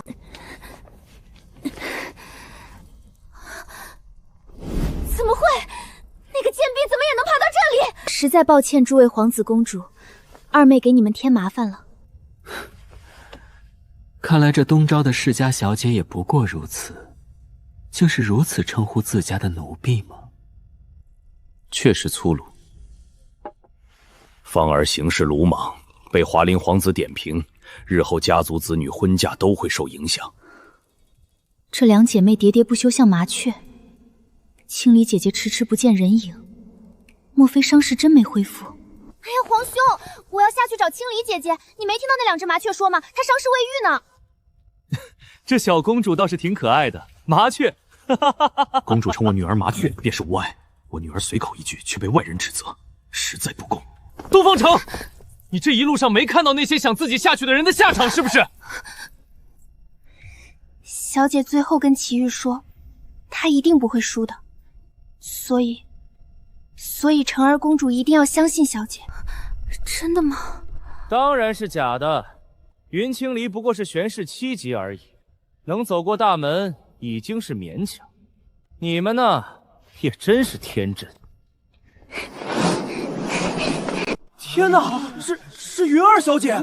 真的吗？方才她姐姐和皇子们都上去了，我还看到她那个婢女也在，绝不会认错。之前都说她玄氏7级要放弃，如今已是郡主，实力难测，快往上走，500名额要抢完了。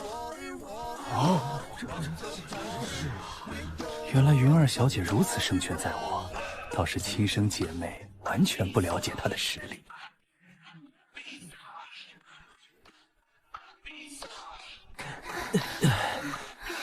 哦，还不错嘛，马上就到一半了。青离姐姐，果然是你！阶梯共999阶，我们在460阶，太子队伍仅高出不到10阶，前方剩余学子不足50人。啊，竟是只剩了这么点儿，那看来我们还挺厉害的嘛。是如此，不知为何今年突然改变了模式，难不成是为了5国交流做准备？如果我没猜错，我们现在的所作所为都被学院高层，甚至是更位高权重的人观看着。拍卖会起多国之人潜入东昭，吴晨也是为5国交流会而来，不知他会代表哪一方。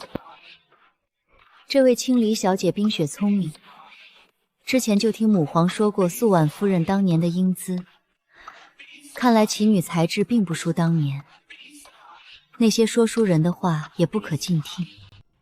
所以这阶梯应当不仅仅是爬上去那么简单。事不宜迟，我们还是快些走吧。如果真到了最后关头，彼此也好有个照应。青离小姐可以不用等我们。皇兄，你这么说的话，那就大家都各凭实力，谁都不要等谁。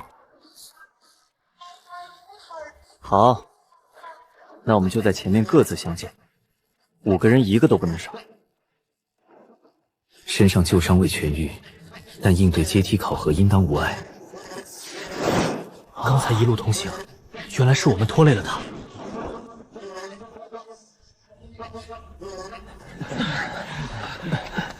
哎呦，这不是我的好二弟吗？都说你最疼弟弟妹妹，怎么到这紧要关头，反倒自己一人爬上来了？太子哥哥，这是哪里话？是我和三哥让二哥先走的，毕竟我们有自知之明，不做他的累赘。澄儿公主此言差矣，太子也只是关心你和三皇子罢了。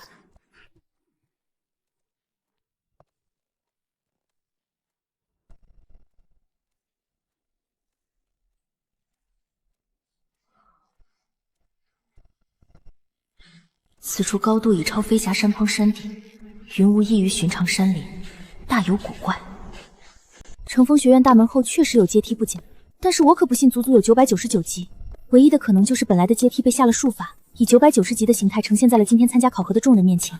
或许这是个幻境，又或许这本来就是一处小空间，类似于浮生空间那样的。哎，你们看，这云儿小姐现在应该是第1吧？她怎么还不往前走，反倒又停下来？现在走了800多级了，真是周遭全是云雾，身处其中竟然倍感吃力。不过这东昭的乘风学院，当真一进去就有999阶阶梯，那岂不是累死学子了？我东昭的乘风学院并无那么多节阶梯，只有99节罢了。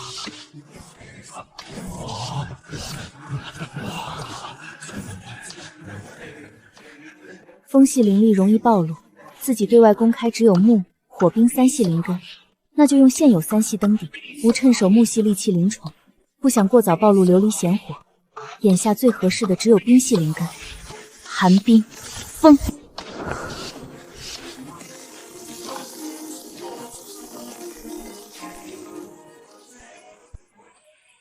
我可不想为他人做了嫁衣，尤其是太子一行人。云以真不是挖了灵根拿走用了吗？那就自己爬上来吧。这也太逆天了，别人越往上越吃力，他反倒越走越快，我还以为自己眼花了。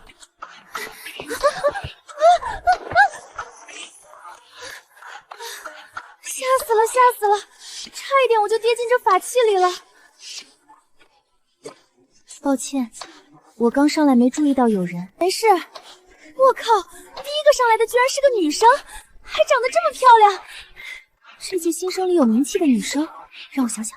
你先别说话，你是云家的那个未来太子妹云以真，还是那个皇室受宠的小公主东方城？你是云家的那个未来太子妃云以真，还是那个皇室受宠的小公主东方城？不过前几年我见过他俩，好像跟你长得都不太像呢。竟还是个变异兵林根，难道是林家大小姐林梦，还是赵家五小姐赵莲心？行了，苏叶，你话这么多，还要不要带人家去测灵根报道了？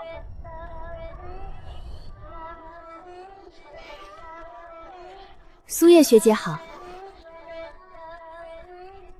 我姓云，名清离，清澈的清，琉璃的璃。你是护国公云府的？看来传言也不可尽信，实力才是最好的答案。再有人上来的话，彭浩你帮着看下哈。最后那100级阶梯可是空的，青瑶妹妹你是怎么看出来的？听学姐的意思，也知道这阶梯的古怪。那是当然，那是当然。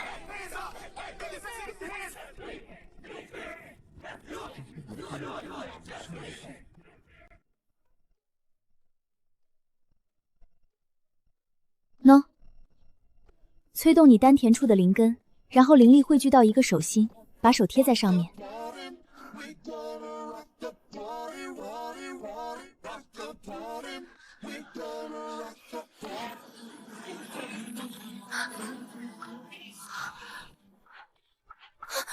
来，青灵学妹，滴进去你的血液，你就是我们乘风学院的一份子了。我看你们这怎么了？这就是新生第一3系灵根，年仅15岁的玄石4级。看来这东赵国今年的复活节是有备而来了。何止啊！他的3系2系乃是木火，那是什么概念啊？只有木火双系才可以成为炼药师，第3系甚至还是变异灵根中的一个，太恐怖了！老天老天的！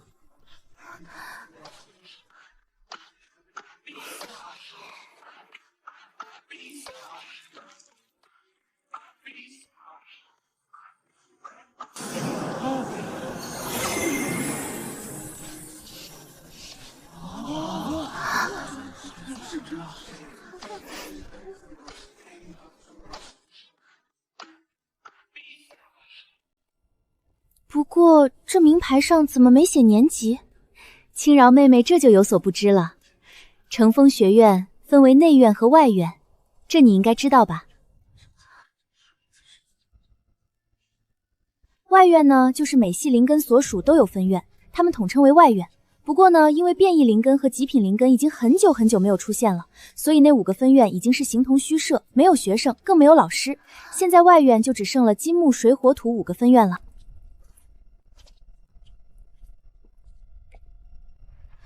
你还有伙伴要等吗？那好，我们就在这陪你，反正一会儿新生那边也站不满。500个还站不满吗？实不相瞒，这次的新生仪式乃是院长亲自督办，用的关卡也是我们外院弟子升级内院弟子的试炼关卡之一，只不过是简易版的啦。所以啊，别说500个了，我觉得有之前的200人都不错。刚才说到外院了，现在再说说内院。像青云妹妹这样天赋出众，在新生试炼中就表现非常出色的，将会直接逗比进入内院。只要你白色明出这个，别管是外院几年级的，哪怕是3级，见到你都要低头。还有啊，你的名牌上之所以没写年级，是因为内院学生根本不分年级。对，因为内院学生都是天赋异禀者，但是越是这样，就证明他们不能用普通的方式教导。知道天赋异禀意味着什么吗？青离妹妹，意味着天赋好的那一群人也是分上等和下等的天赋。没错，天赋好意味着需要的资源以及努力也更多，他们可以因为自己的天赋变得万人敬仰，他们变得更容易准属，但同时也比别人更容易坠落谷底。所以内院弟子要如何才能毕业呢？清流妹妹，你才刚入学，怎么就想着毕业了？3年后就要去华灵国了，万一这内院弟子的条件太过可怎么办？学姐，这名牌还能退吗？要么打败外院任何一院的任翘老师，要么境界达到玄王。哦，那外院弟子的毕业要求呢？修满3年即可吗？修满3年，学分达到2万，突破至玄宗境界即可。外院有学分的前置要求，内院居然没有吗？对着这么精致的一张脸，我怎么严肃的跟他交流啊？有的，学分的前置条件是达到10万。10万？哎呦，其实也不是很多啦。每次考试或者出任务都会给学分的。你现在是新生第一，你看看里边应该有5000。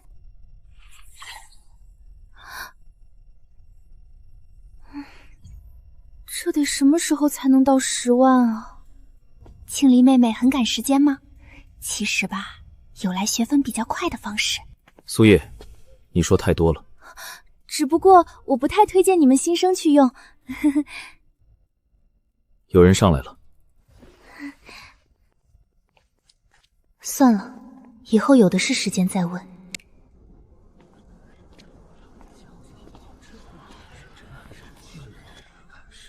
青离小姐果然很强。东方圆，青离妹妹看好了，这个名牌还有通讯的功能哦。只不过需要你跟另外要通讯的人建立了链接才可以。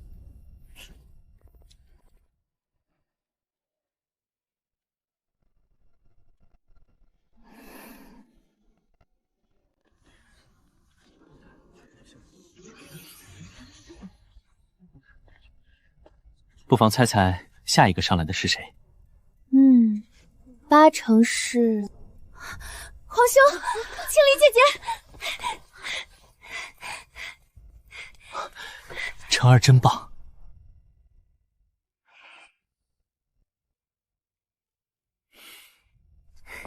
学姐，您还没告诉我那快速获得学分的方式呢。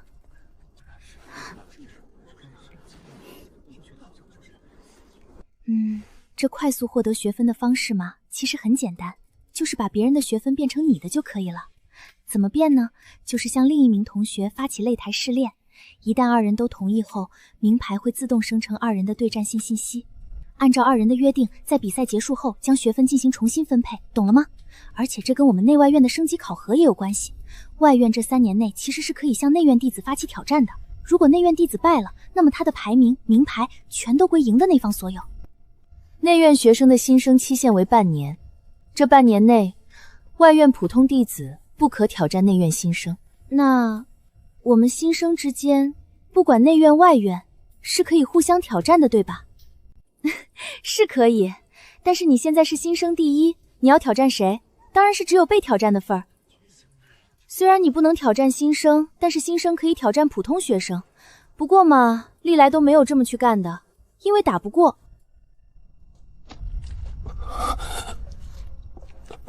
不可，越是到最后，越是他自己上来才行。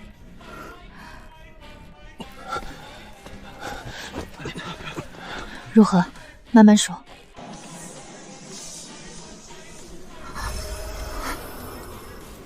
怎么回事？这是东方木学府北灵泉奇遇朝外海武器。奇遇呢？被人针对，不过还好，我与齐韵身上都有土系，所以看着吓人，其实受伤不重。有没有什么办法知道刚才发生了什么？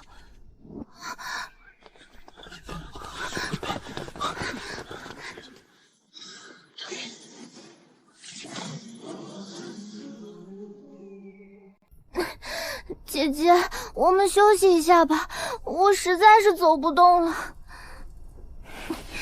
太子哥哥，我们休息一下吧，前面就只剩100来节了，人不是很多，我们肯定能拿到名额的。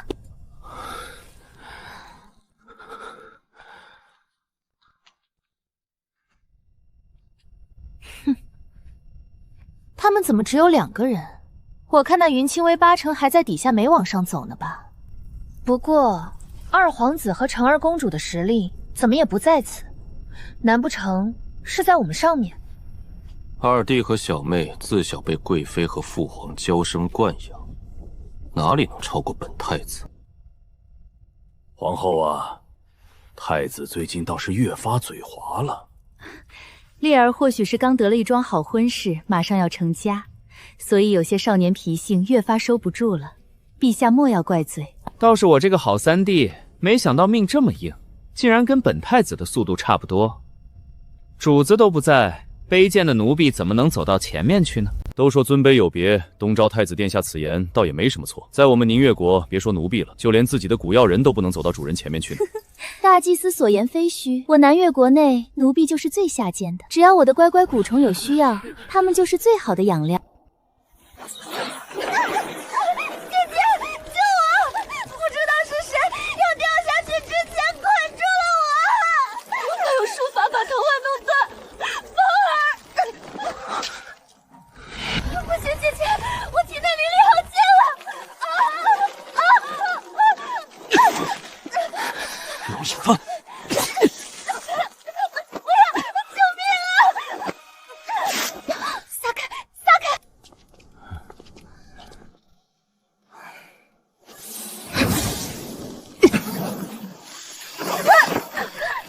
东方木，你个卑鄙小人，竟敢趁此机会联合云青苏的贱婢一起偷袭！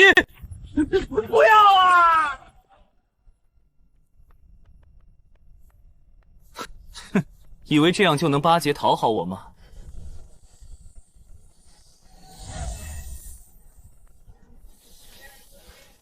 三皇子，这上面的阶梯怕是有些鬼怪。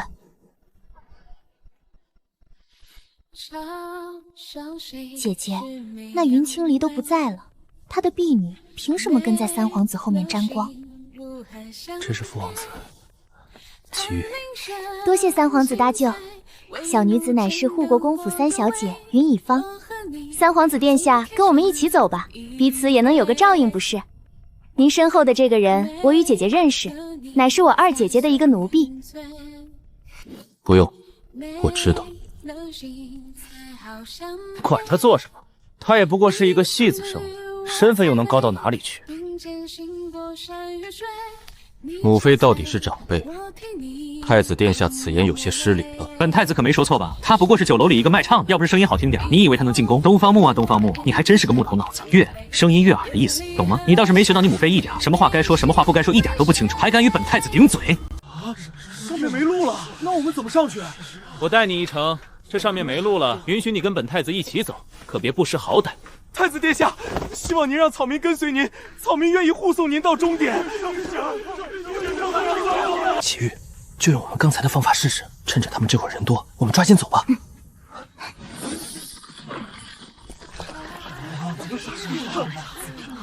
问人手来了。我为太子，自然会帮助臣民前往终点。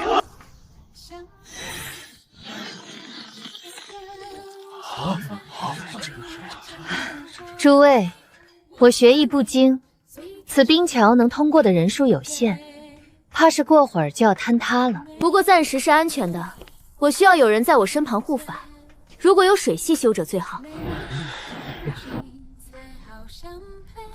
大家不要着急，三弟在那边也搭建好了上去的路，他与我同为皇子，定是也愿意帮助大家的。三弟怎么了？莫非是不愿？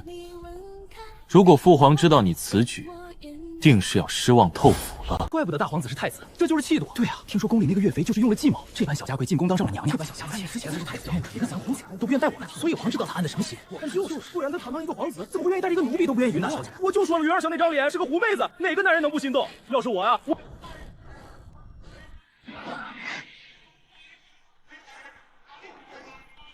你还敢瞪老子？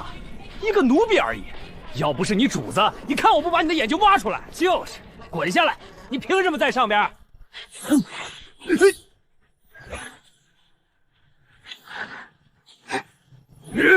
你个贱婢，竟然还敢还手！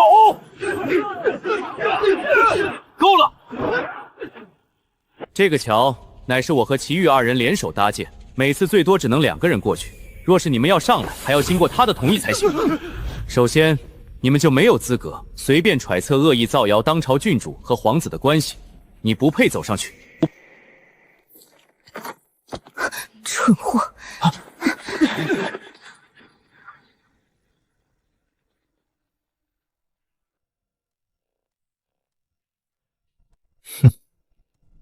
一个人单打独斗显然行不通，但是我们每个人如果都能奉献出一点，结果就大不相同了。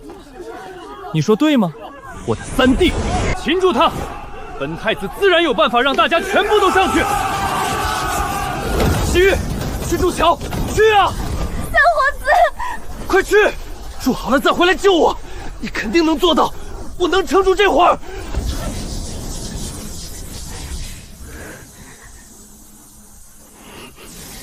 得罪了三皇子，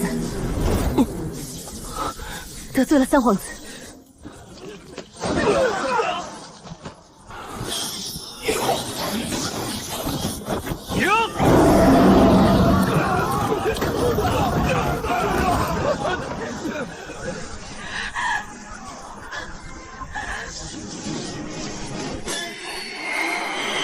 青如姐姐杀气太恐怖，仿佛能撕碎所有人。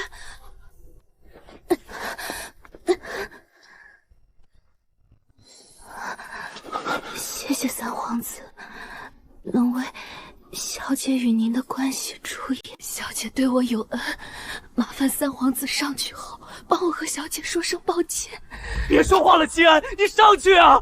你为什么要回来？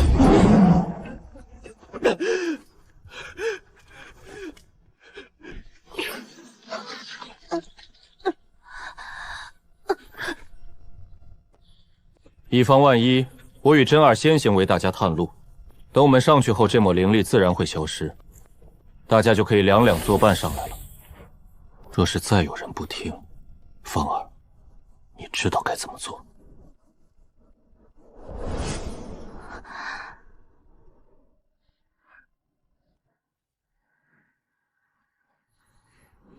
哎，真是一出好戏，只是可惜了这个忠心的小丫头，性格这么烈，怕不是随了她主子，天赋也不错。可惜，这小丫头叫齐玉，对吧？想来明悟大师慧眼识珠，定不会错过这等好苗子。哈哈哈哈！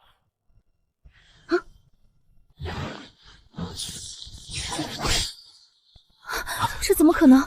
他居然早就上来了，还能催动冰灵根。云青莲，你也太过放肆了些！这是要做什么？若是祁煜出了什么事，我定不会放过你们。原来二妹妹早就上来了，我就说看到你那丫头时，周围怎么没有你？是啊，我的好姐姐，我不仅早就上来了，还是第一个上来的呢。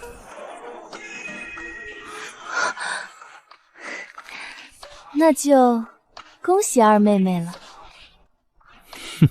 哎呀，之前看太子哥哥跟月娘娘关系好像还挺好的，毕竟月娘娘在我们小的时候可是经常给我们唱摇篮曲，原来竟不是这样的，戏子出身。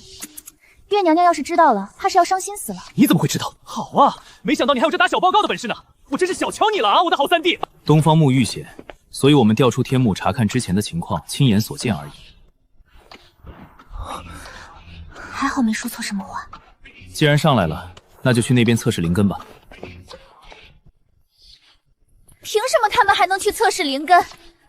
他们不光煽动人心干坏事不说，还要害人。二人身份牵扯皇痛内院，可是我和彭浩无权逃单。这太子和云大小姐的成绩，你们看第一名居然是云二小姐。就我一个人发现云大小姐和云二小姐的镜灵根居然是一模一样的吗？还真的是，从上来这么多，连二皇王子都没拍快，才是个第二名。后来我记得在下面的时候，云二小姐好像握着公主和自己婢女的手，多了一会儿才松开的。难不成是把功力都转移到自己的身上了？你可别乱说啊，万一被听。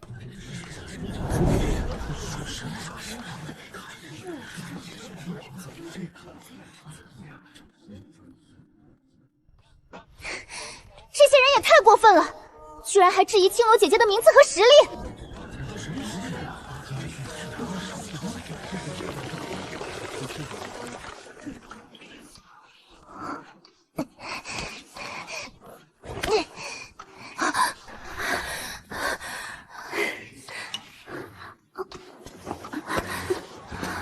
多谢。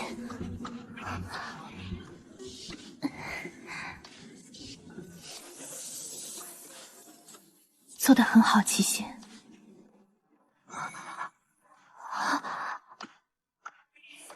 13小姐救了你。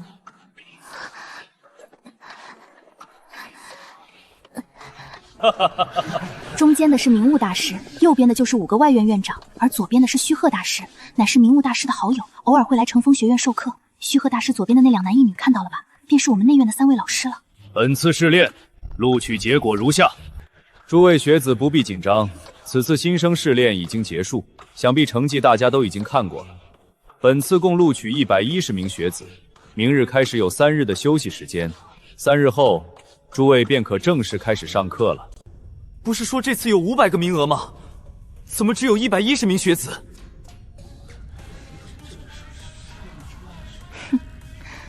当然是因为你们的资质太差。楚瑞，院长，我可有说错？本次试炼的关卡稍微有些难度，是因为5国交流会在即，所以这才改动了。原以为院长是秃顶苍老索僧，没想到气色神采远超须贺大师。果然修为达到高境位便能定格自身容貌，实力强大才空白阶梯的设立本来是为了考验大家是否可以在遇到危险时拧成一虎麻绳，作为同问生出不少事端粮，而且还有聚众斗殴的情况发生。苏叶，愣着干嘛？带那2个女娃子去测试灵根啊，还不快帮忙扶着点儿，累着老娘的新生第一怎么办？云三小姐去是应当的，凭什么她也能去测试灵根？她明明是被云三小姐背上来的，而且谁知道云二小姐的第一是怎么来的？对啊，明明云大小姐跟她一样的境界和灵根，她却早到了这么久，这也太蹊跷了。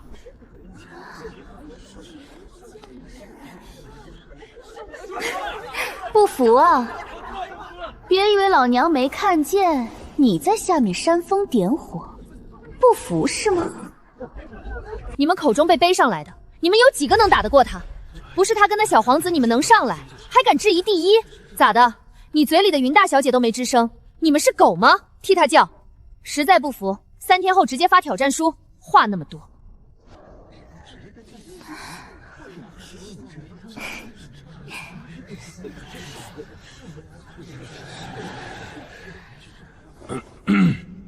诸位学子，可还有什么异议？我要挑战。还真有胆子大的。小丫头，你要挑战谁？新生云青蝶。老娘说的是，你们几个打不过这个背上来的。至于旁边这个第一，你还是省省吧，你们几个加起来都够呛。我们同为学生，这位老师怎么如此偏心？难不成是与云青离关系匪浅？我怕他被打败后颜面扫地。新生第一云青离，你可应战？求之不得，敢赌一把吗？赵莲心。赌什么？我赢了，你连同你的狗腿子，把名牌中的学分一起划给我。这不公平！哦，你是不相信赵莲心吗？不相信的话，你可以跟他一起上。要是还有不服的，都可以一起上。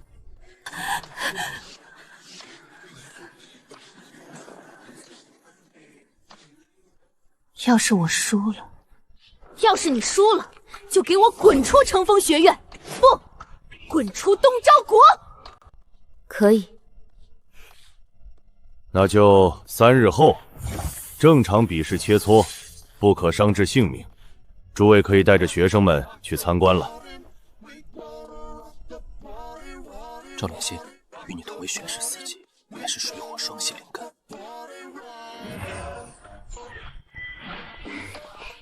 走吧，带你们去看看我们内院学习修炼的地方。本次内院共招收15名学生，不是按照登上阶梯的排名而来。你们15个虽然不是最早登上阶梯的15个，但一定是这批学生里天赋最好的15个。加上你们15个，目前内院的学生是77个整。我们内院一共就只有3名老师，楚瑞老师就是前面中间那个美女姐姐，看到了吧？楚瑞老师是个炼药师，乃是须贺大师的爱徒。你们15个里面，应该只有云青离和云以真具备成为炼药师的木火双系灵根，所以务必要跟着楚老师好好修行，知道吗？楚老师左边的那位叫闵成福，宁老师是变异风雷双系灵根，主要教导内院中有变异灵根的弟子。右边那位叫做狄正，狄正老师。我知道，狄正老师乃是金火水土4系天才，传闻硬化出了自己的火焰。